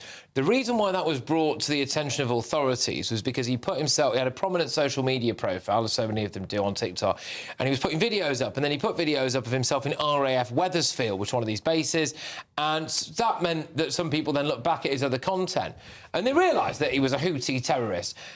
My point here being, Benjamin, is that how many others of these people have slipped through the net because they didn't have a social media profile, and some kind of citizen journalist or concerned local wasn't able to just look at his track record and go. It's just like the guy with the AK-47 tattooed on his face. Different guy. I know, but that guy that came here and said he was coming to kill Boris Johnson, and it took the Daily Mail to find him, not the police, not the authorities. I think one problem we have, which you raised earlier, and there's a guy I know who's from Yemen who moved to Sweden as a refugee, and he's a gay man, and he said that when he got to Sweden in the camps there, he found that all the same attitudes that he was leaving Yemen for were perpetuated, and there was no effort to integrate them, to teach them, to change those attitudes. And so I don't think that we should not take any refugees. I think that would be a small way for us to behave the wrong way.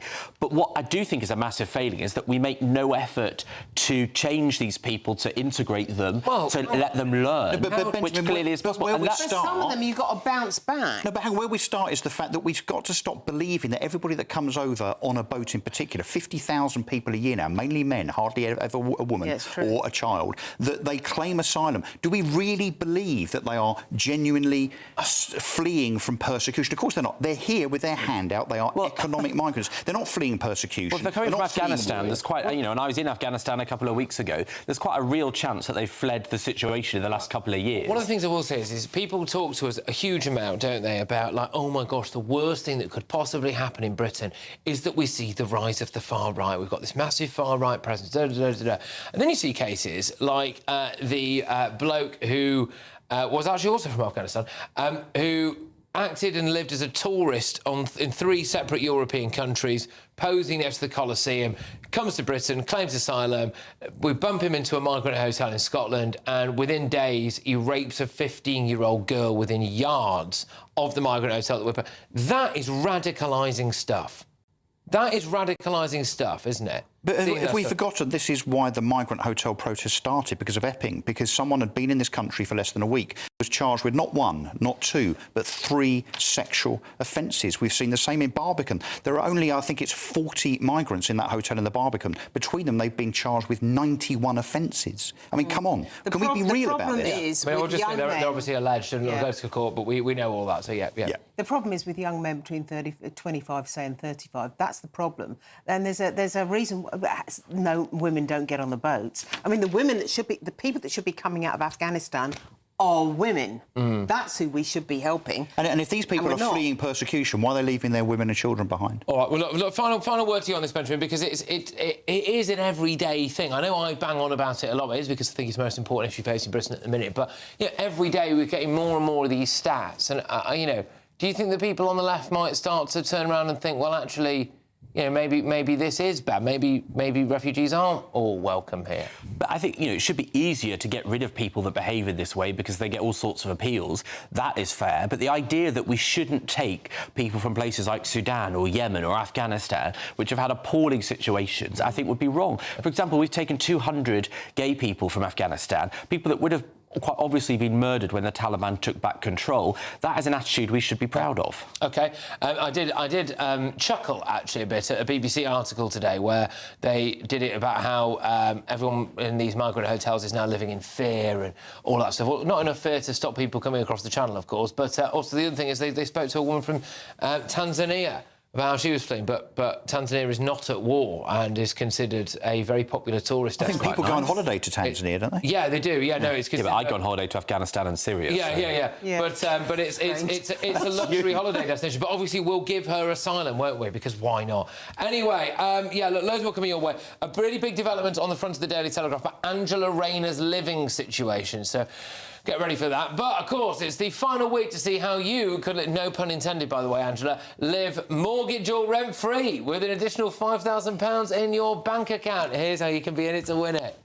There's just 4 days left to see how you can win your mortgage or rent paid for a whole year. That's a cash lump sum equivalent to 12 of your monthly mortgage or rent payments, right up to a whopping £20,000. Plus, we'll add an extra £5,000 on top for good measure. And if you don't have a mortgage or rent to pay, lucky you, we'll give you £15,000 tax-free cash instead. Hurry, lines close this Friday. For another chance to win, text WIN to 63225. One for £2.50 plus one standard network rate message, or text bonus to 63225. 5 entries cost £5 plus one standard network rate message. Go to gbnews.com/win. Entry start at £2.50. Call 0903 686 3232. Calls cost £2.50 plus your network access charge. Or post your name and number to GB15 PO Box 8690 Derby DE1 9TT. UK only. Entrance must be 18 or over. Lines close at 4 p.m. on the 29th of August. Please check the closing time if listening or watching on demand. Good luck. OK, yes, well, coming up, we've got all of those front pages very shortly, but next... Cannot get any worse than a bunch of scum, homophobic, racist, misogynistic... Go on, Andrew. Gosh, yeah, you know, that was Angela Rayner there. 3 Homes Rayner, isn't it? Angela Rayner has treated herself to a brand new holiday flat in the seaside town of Hove. Is it hypocritical? And gosh, you know what, Angela? Where has all the money come from?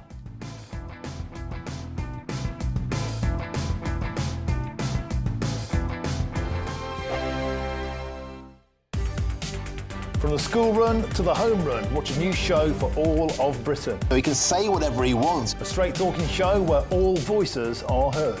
And, you know, when are we going to stop talking about smashing the gangs and actually do it? With the stories that matter from every part of our country. There's a bit of a crash landing there for your Chancellor. Bold, fearless and standing up for you. That's me, Martin Daubney, 3 p.m. till 6 p.m, weekdays, here only on GB News. The People's Channel, Britain's news channel. Sunday with Michael Portillo from 11, only on GB News. Hurrah!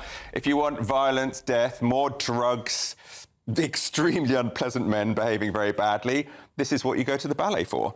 So this is Romba Dance, but it's in collaboration with Stephen Knight, who wrote Peaky Blinders and who is writing the new James Bond film that Denis Villeneuve will direct. It's been touring for ages. I've raved about it before. It's currently at Sadler's Wells, and it's only on until Saturday, and then we're done. Please go and see it. We've got a tiny quick clip. Let's look at it. Take a little walk to the edge of town and go across the track, where the viaduct looms like a bird of doom as it shifts and cracks. His shadow is cast wherever he stands. Stacks of green paper in his red right hand. Watch Peaky Blinders. Will you understand anything? I didn't watch Peaky Blinders. I tried. I got about 10 minutes into the episode and literally they were attacking a man, reached into his mouth and pulled his teeth out in an alleyway. And I was like, nope, not for me. This, I mean, we do get someone actually sort of stabbed in the stomach and some sort of fake entrails come out. This ballet tries to do the kind of the whole plot. Yeah, no, yeah. It's the story of Thomas Shelby and it boils it down to essentials. First World War, a hero, but also because he's violent and brutal, then building his crime empire in Birmingham, falling in love tragically and very doomed. I mean, it looks cinematic, which is what I love it. There are moments, and they do these wonderful things where every now and then they just kind of pose, and it's like a still from a film. So this is absolutely your top one for the week. I love this. It's only on beautiful. Saturday. It's finishing on Saturday. It has been going all around the country for a year, but this is your last chance. GB News, the People's Channel.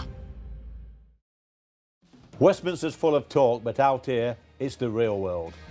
Am I allowed to talk now? No, that's it. This is where it matters, real people and real lives. That's what politics is all about. The fact has Trump made a good start? No. Straight answers, no spin, and just a couple of pints. How many fingers have I got up? About 10. So join me for Lee Anderson's Real World every Friday at 7 p.m, only on GB News. The People's Channel, Britain's news channel.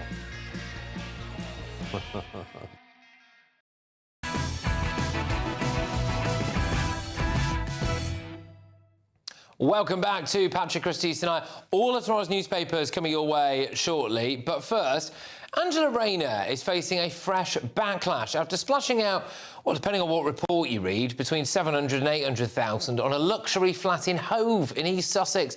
The Deputy Prime Minister and, crucially, the Housing Secretary already owns a £650,000 family home in Greater Manchester. She also enjoys a Grace and Favour apartment in Admiralty House in Westminster.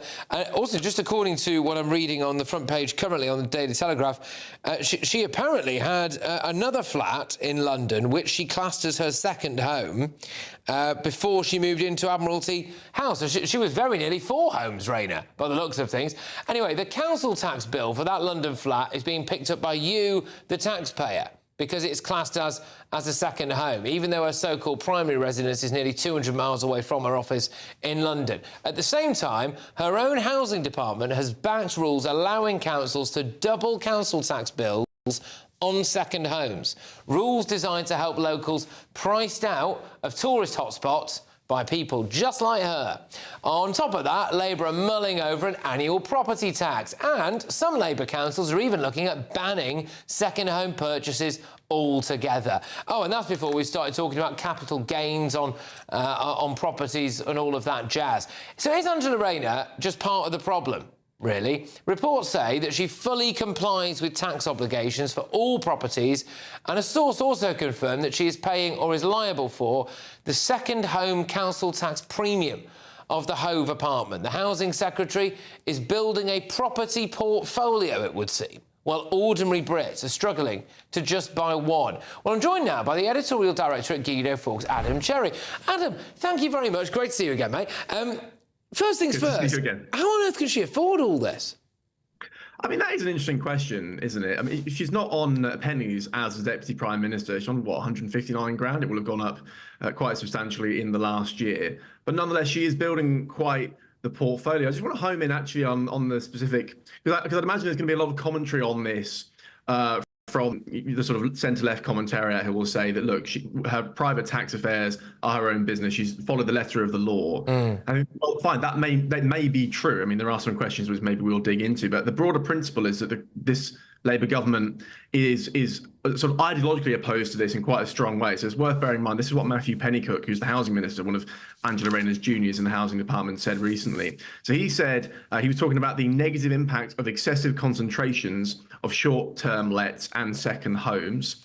And he talked about how that affects local services and the availability and affordability of homes for local residents to buy and let. So there's a sort of broader principle within this government, even if the letter of the law is followed here, that this is sort of ideologically a bad thing to do. And if you're the Deputy Prime Minister and indeed the Housing Secretary, kind of have questions to answer on this. The point here is hypocrisy more than just not only where did the money come from, although that's interesting. I'm sure other journalists will dig into this and more will have to emerge from that. As a sort of first principle is interesting for that sake alone, I think. Yeah, could you? I appreciate. As I was reading it out, I realised there is quite a complicated tale here, which is so she explained to us which property she currently owns, because there was an issue in the run-up to the general election as well, wasn't there? Which was about whether or not she kind of had 2 properties in Manchester, where she was registered, and all of this stuff. So, what is her current situation, property-wise? Yeah, it's slightly murky. So that stuff relates to where she was registered on the electoral register, where she paid capital gains, so on and so on. That's a different issue, though, nonetheless interesting. But this point is, so she says that her primary residence is her constituency home, which is Ashton under which she's had for a significant amount of time, and it's obviously appreciated massively in value since she's owned it. Her second home, her second residence, which she is exempt from paying council tax as a minister, is Admiralty House, which is her grace and favour home afforded to her by her dint of her position as a minister. And her third home is the most recent one, the one we're discussing, that she just purchased in Brighton, or in Hove. So the interesting point about that is, in what universe does the Deputy Prime Minister commute, I think, 4 hours a day from Ashton under Lyne to Whitehall every single day? I just looked up whilst I was waiting in the queue here. It would take her, if she wants to get to Downing Street tomorrow morning at 8:30, she'd have to leave at 4 a.m. Now, the significance of this is she's designated Admiralty House, which, by the way, is in Whitehall. She's designated that as her second home because, or you might suggest, because she would incur a massive council tax liability if she didn't. So look, we're supposed to believe the Deputy Prime Minister is spending all of her time, or the majority of it, in her constituency, whilst carrying out all these functions in Whitehall, whilst also having a house in Whitehall. Also bear in mind, actually, this is all emerging in the last 24 hours, people like Michael Gove, who also, in his previous role as a senior minister, he was afforded a grace and favour house, and he actually did pay council tax on that property. Downing Street, or rather the government, are now saying, making clear, actually, in this Telegraph article that you've just referenced, that she's not. Now, again, letter of the law, okay, fine, but it's about the broader principle, as I just said, about second homes and the government's general attitude towards this sort of thing. It's more of a hypocrisy thing than necessarily an accounting issue, I think. Yeah, and again, just out of the hypocrisy, I know a lot of people on the left are saying, well, look, you know, what this is a working class woman who's done well for herself, and people don't like that, and that's why people are taking the mick. I suppose the flip side to that is that she is quite a hardcore socialist, and they're not really supposed to be going around doing stuff like this, are they? Patrick, I really don't have any time for this sort of commentary. Like, we all need to grow up here. Like, get with the program, okay? Do these people offer the same sort of discretion and sympathy to the likes of Liz Truss, Suella Braverman, Priti Patel, you name it, any other sort of senior figure on the right? No, they don't. They don't like it. They don't like it Upham. What's sauce for the goose is sauce for the gander. I just, you know, she is the Deputy Prime Minister. She has very strong political views. They deserve to be scrutinised. I'm not particularly interested in people, you know, running to her defence because of what her background. Like, she doesn't afford the same to others. OK, just finally, to round this off then, Adam, the main point for you, whilst people are going to be digging in, she will say she's done absolutely nothing wrong. We're digging into the exact how on earth she's actually managed to afford this, you know, exactly what the council tax arrangements are, whether she's paying all of it, is she paying double on it? Some councils are going to be whacking up council tax to, you know, by 100% apparently on second home ownership. She's able to go and do this now because essentially we pay her wages. We pay her a considerable wage as the British taxpayer for her position. So she may feel as though she can afford to pay whatever council tax hike there may be at this property in Hove. But ordinary hard-working people who are going out trying to earn a crust, have just maybe had a national insurance rise from their business, they've had all sorts of taxes going up, they might be having to look to sell up now because of decisions her government has made. Yeah, again, it's all about the political optics, isn't it? You could argue that, OK, the taxpayer pays for her salary, but once it's her money, she's free to do with it as she pleases. However, given the political context of introducing, yes, it was put forward by the previous government, nonetheless introducing punitive taxes on second homes, raising taxes more generally, or being part of a government that does that, there is this sort of attitude and stink of unfairness that I think will dog her and the rest of this government for quite some time.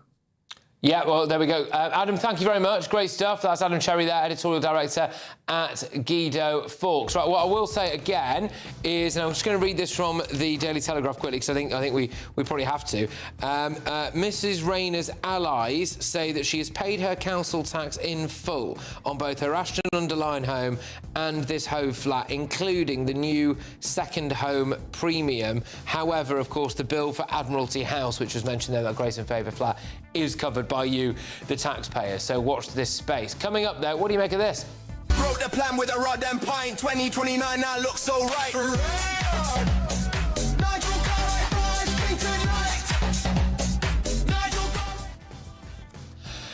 Yes, that's Nigel Farage's latest promotional video. But next, all the front pages and, well, talk of the devil, the front of the Daily Mail, apparently, has got Nigel Farage unveiling a plan for mass deportations. We had the first whiff of it on Friday night. Now I think we're getting the full thing. Stay tuned.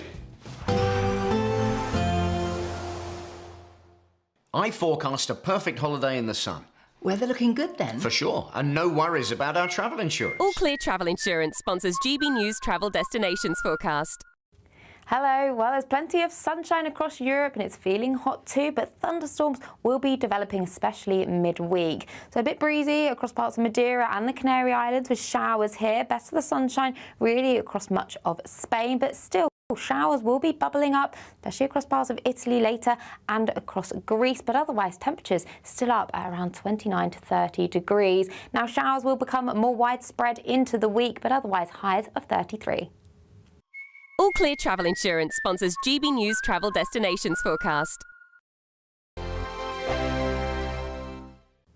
Good evening and welcome to your GB News weather update from the Met Office. Well, we have spells of rain moving through overnight, followed by showers on Tuesday, but it's still going to be feeling warm in the southeast. Now, taking a look at the bigger picture, this area of high pressure slips away and is replaced by this area of low pressure, bringing frontal systems through this evening. So we have a band of rain across Northern Ireland. That's going to push in from the west and continue to push eastwards across Scotland, into northern England, into Wales and the southwest, where it could turn heavy for a time.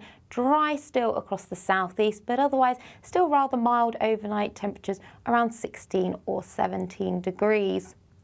So as we start Tuesday morning, it's a more unsettled start out there compared to Monday. We've got spells of rain across eastern Scotland, could be heavy for a time. Still across Shetland, holding on to that low cloud, but brighter in the west. Across Northern Ireland, a case of sunny spells first thing and a few showers, similar across Wales and the southwest of England. But across the Midlands and southwards, that's where we hold on to a lot of cloud and this outbreaks of rain.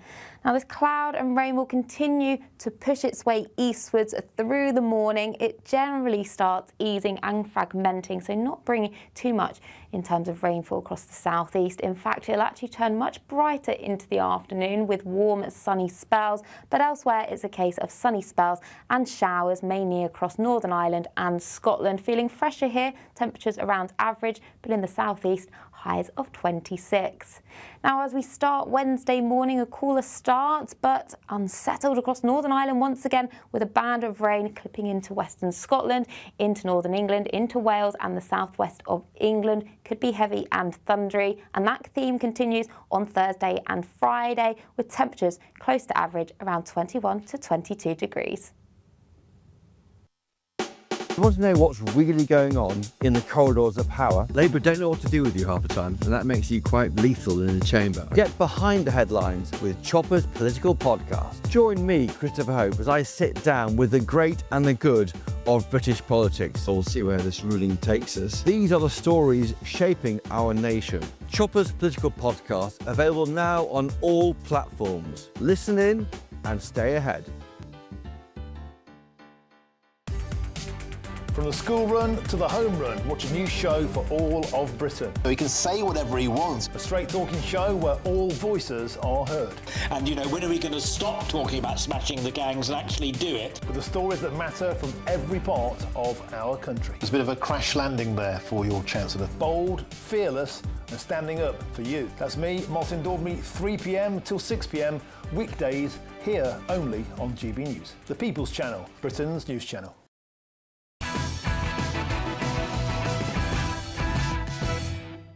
Right, welcome back. Let's do all of the front pages then. So the Metro crack down on honour crimes. So there's a law change here in the case of murdered Faziwa. So a crackdown on honour crimes is to be launched by the government to combat growing abuses of women, including murder, forced marriage and female genital mutilation. Again, are we going to address the actual root cause of this? Because it's largely what we're speaking about at 10 p.m. I said it was happening every day. There's another news story here every day, isn't there? This is another imported crime that seems to be happening throughout the country, or indeed sometimes in Pakistan and then brought back to Britain. Anyway, let's move on. The Independent. Remember Mariam, defender of truth and a free press. They say Israel bombed a hospital in Gaza yesterday, killing dozens, including independent Arabia journalist Mariam Abu Dhaka. She was the very image of a free press, they say. So, the Daily Telegraph. Starmer sides with courts over the people. So this is Nigel Farage, and he's accused Sir Keir Starmer of siding with international courts over the British public, and it's in relation to Reform's desire to leave the European Convention on Human Rights. Mr Farage, who will set out his detailed plans in a speech today, so this is tomorrow, everyone, argues that such moves are justified under the Vienna Convention, i.e. basically blocking mass deportations. The other story there is one that we've just spoken about. Public picks up Rayner's council tax bill. How very, very woman of the people of you, Miss Rayner. The Daily Mail. Farage unveils plan for, quotes, mass deportations, but the Tories say that migrant policy blitz is copied from them. And there's a picture there about potentially Harry Styles has found a new partner, who is a lady, by the way.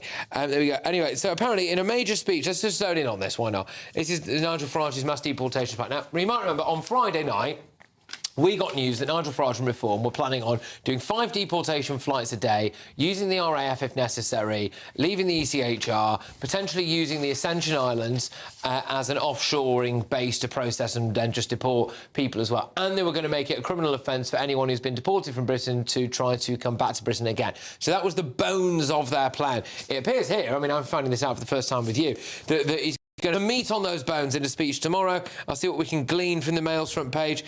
It says he's going to ask if the Prime Minister even wants to protect Britain's borders and citizens.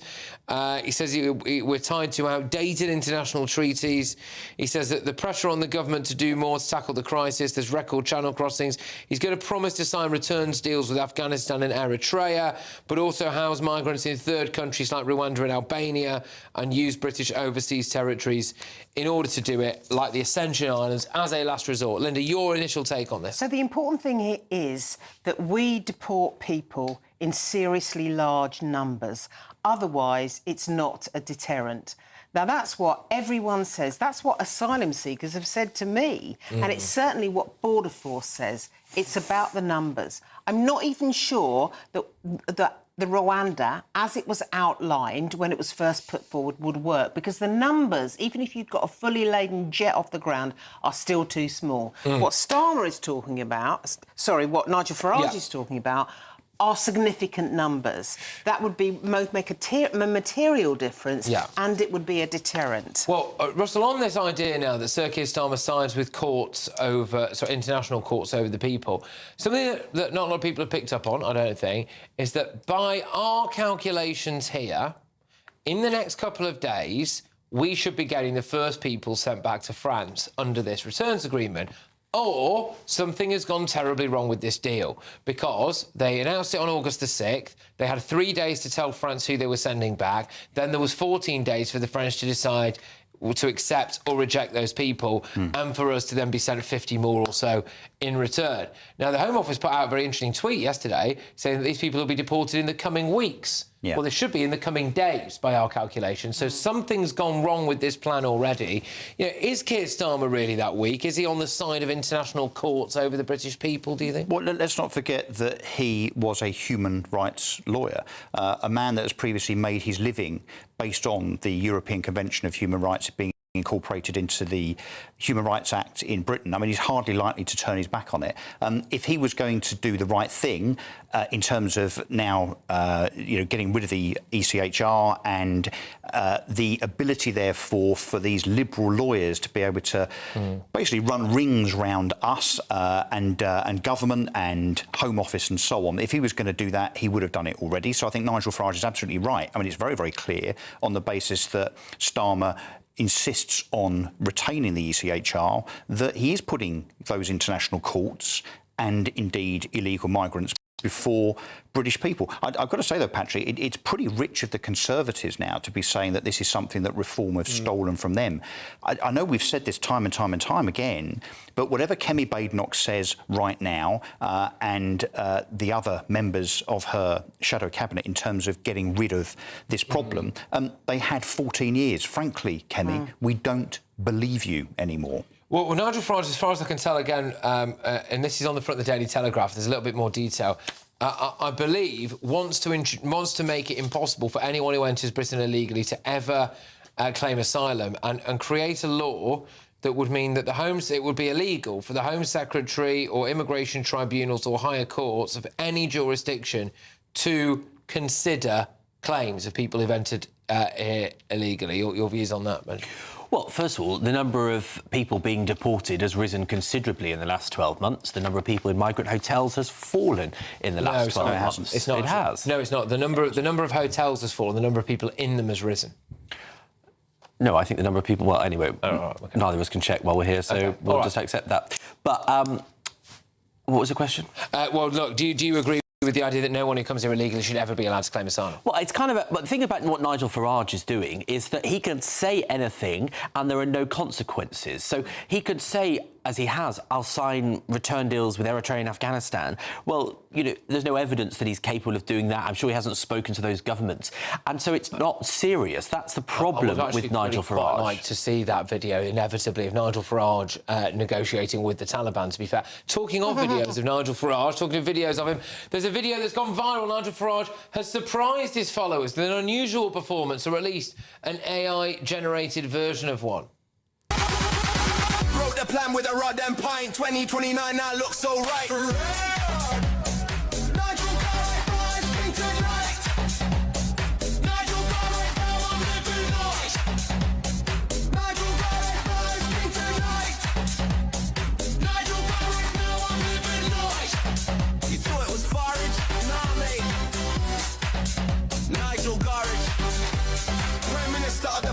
Of the pint, of the people, Bo Selector.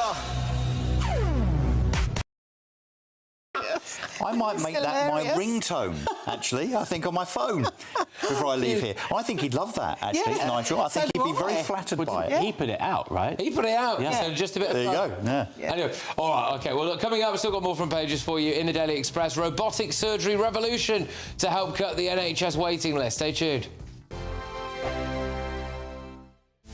This is Britain's Newsroom, where your voice matters. It's just astonishing. With expert analysis and honest opinion, we don't just keep you informed. We bring you unique perspectives you won't see anywhere else. Can't argue with any of that. When the news happens, it happens here. On Britain's Newsroom, weekdays from 9:30 a.m. Only on GB News.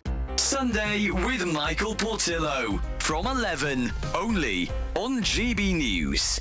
So I spent probably the best part of a year genning up on the world of self-publishing, making sure that I knew all the ropes. And then, but I mean, hand on heart, I really thought when I first published it that I'd probably sell about 30 copies and continue my day job. So it was a shock when it started to sell as well as it did. The day job was being a school teacher, but you had a background as a script writer, a screenwriter, didn't you? Yeah, that's right. So yeah, I'd spent a long time working in TV as a script editor and then writing on series for the BBC and Holby and EastEnders and The Bell.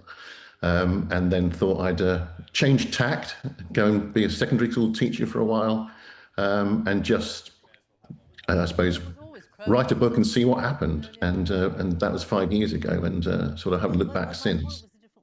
Well, just before we get to that, had you tried to go the normal route through an agent to a publisher? Yeah, absolutely. So my first port of call, having worked a little bit in the business, was to bang on the doors of publishers and agents. And I just got a lot of polite no's.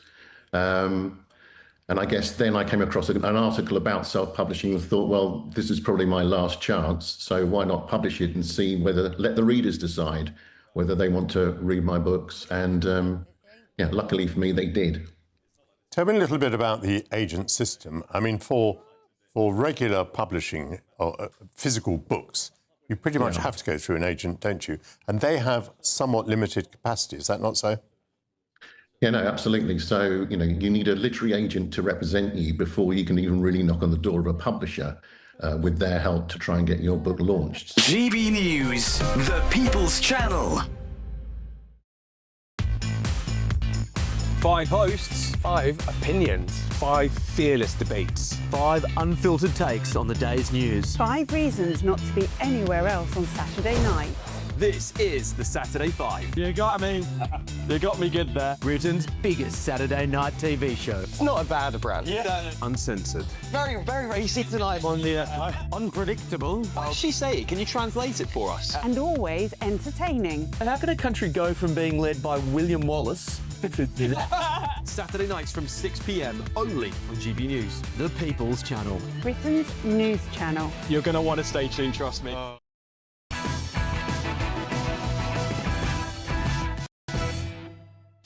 OK, welcome back. Let's round off tomorrow's front pages. The Sun, they lead with Harry Styles. Harry is so in love. Harry Styles has been on a string of dates with Catwoman star Zoe Kravitz. The former 1D singer walked arm in arm with the actress in Rome on Sunday. There you go. That's big news. The Daily Express, robotic surgery revolution to help cut the NHS waiting times. I feel like I've read this headline about 50 times. Me too. You're going to be operated on by a robot, but we can't tell you when. The Times, UK prepares to send 100 small boat arrivals back. Here we go. More than 100 asylum seekers have been detained for deportation to France as Sir Keir Starmer steps up his plan to tackle the small boat crisis. Well, yes, but they were detained on day one of this deal, weren't they? But this is 100 migrants been sent back. That's the equivalent of about an hour and a half's worth of influx into the country. So what is the point? When there's 50,000 a year coming over. Well, quite. Just to round off the papers, The Guardian, global condemnation after Israel bombs the same Gaza hospital twice. Israel bombed the main hospital in southern Gaza yesterday and then restruck the same spot again as rescuers and journalists rushed to help the wounded, apparently. Labour vows, quote, big surge in asylum hotel closures, they say as well. So there we go. Would you be operated on by a robot, anybody? Yeah, but they already use robotics quite extensively. We just don't understand to what extent they are used. And I think they will have to be used more extensively because the NHS has come under such extreme pressure that won't have to happen. Yeah, I mean, the way that we can make the NHS efficient is through the technology revolution. You know, what AI can do is extraordinary. And also a lot of the basic tasks, let alone the serious stuff like an operation, you know, all the basic admin, which takes up huge amount of time, whether you're a teacher, a doctor, a police officer, that stuff can be transferred to AI and save a fortune. Do you think my local doctor surgeon might be able to use AI to answer the phone in the morning? Would be very helpful. But that's actually that's actually exactly what they're trying to use the technology to do, and to improve, for example, when you're told about your surgery appointments and to arrange schedules much better, can make a massive difference. The problem is, though, the NHS and technology don't have a great history together, do they? In terms of failed IT systems. I think in a medical situation, Lord Darcy, who wrote the recent report into the NHS, is an expert in the engineering uses for the NHS, and there are some absolutely brilliant breakthroughs that have transformed things for people in this country. Well, I'll tell you what, it's a good job we've got another hour because tomorrow's front pages are actually really quite good. This Times one, UK prepares to send 100 small boat arrivals back. I just mentioned that to you earlier on because, again, by our calculations here, we think really the deal with France is supposed to kick in kind of in the next 48 hours. So are these people going to be going back in the next 48 hours? Because the Home Office put a tweet out saying that it would happen in the coming weeks, which would imply that something was going a little bit wrong with that French deal. But anyway, thank you to my wonderful panel. Been an absolute pleasure as always. We've got another hour coming your way, absolutely late edition, loads to go at. Angela Rayner's on the front pages, the development there, and Sir Keir Starmer signs with foreign courts, apparently. Stay tuned.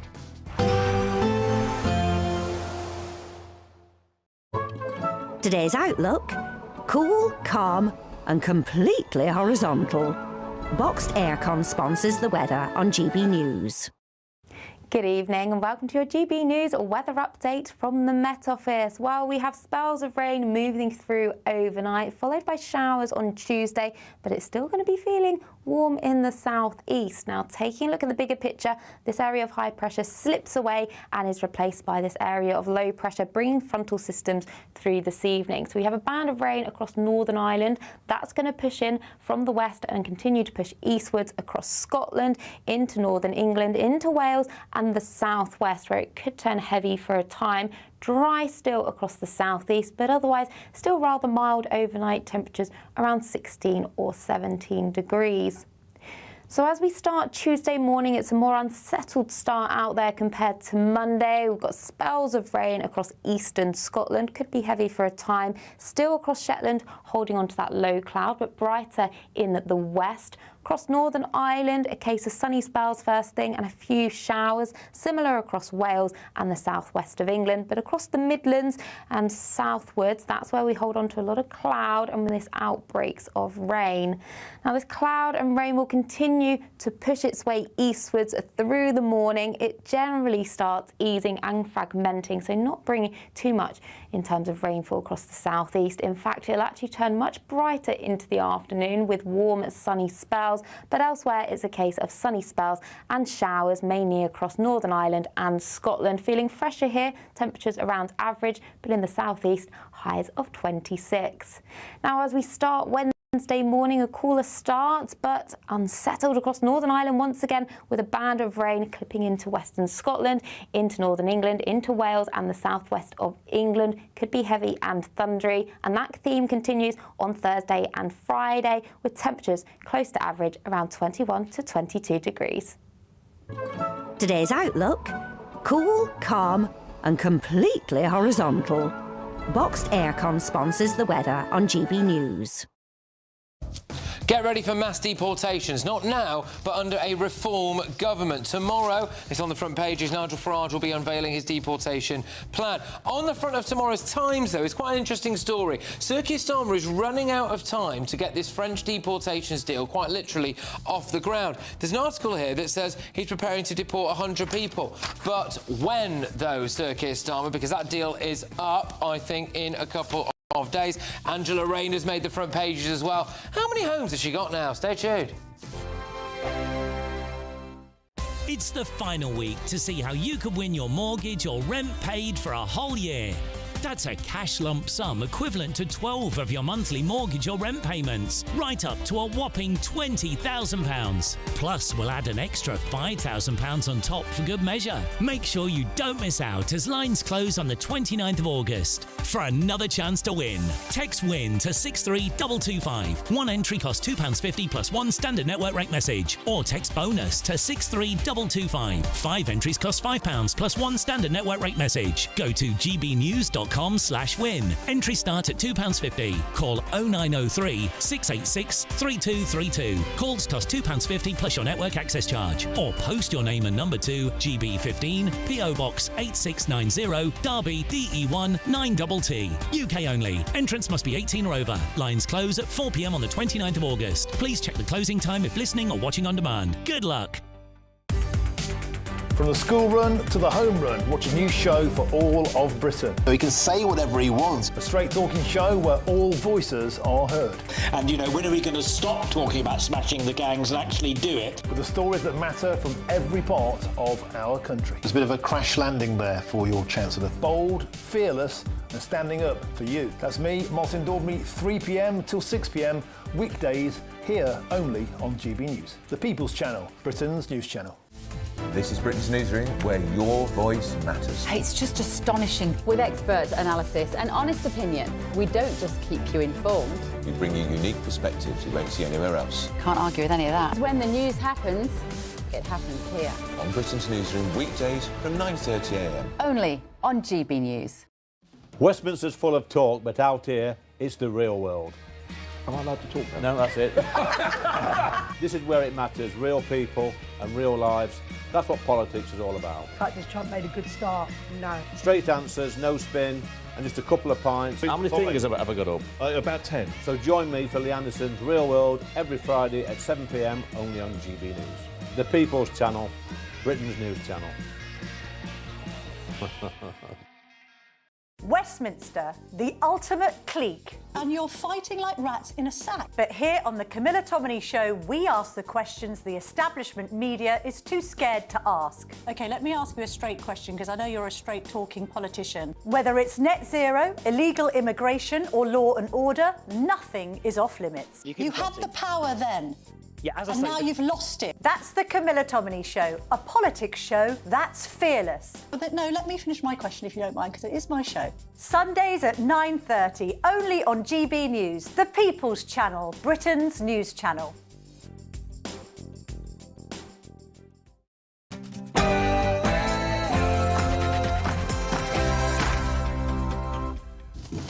Welcome along to Patrick Christys Tonight, late edition, breaking right now. Everyone that comes illegally will be deported, full stop, end of story. Well, people have been waiting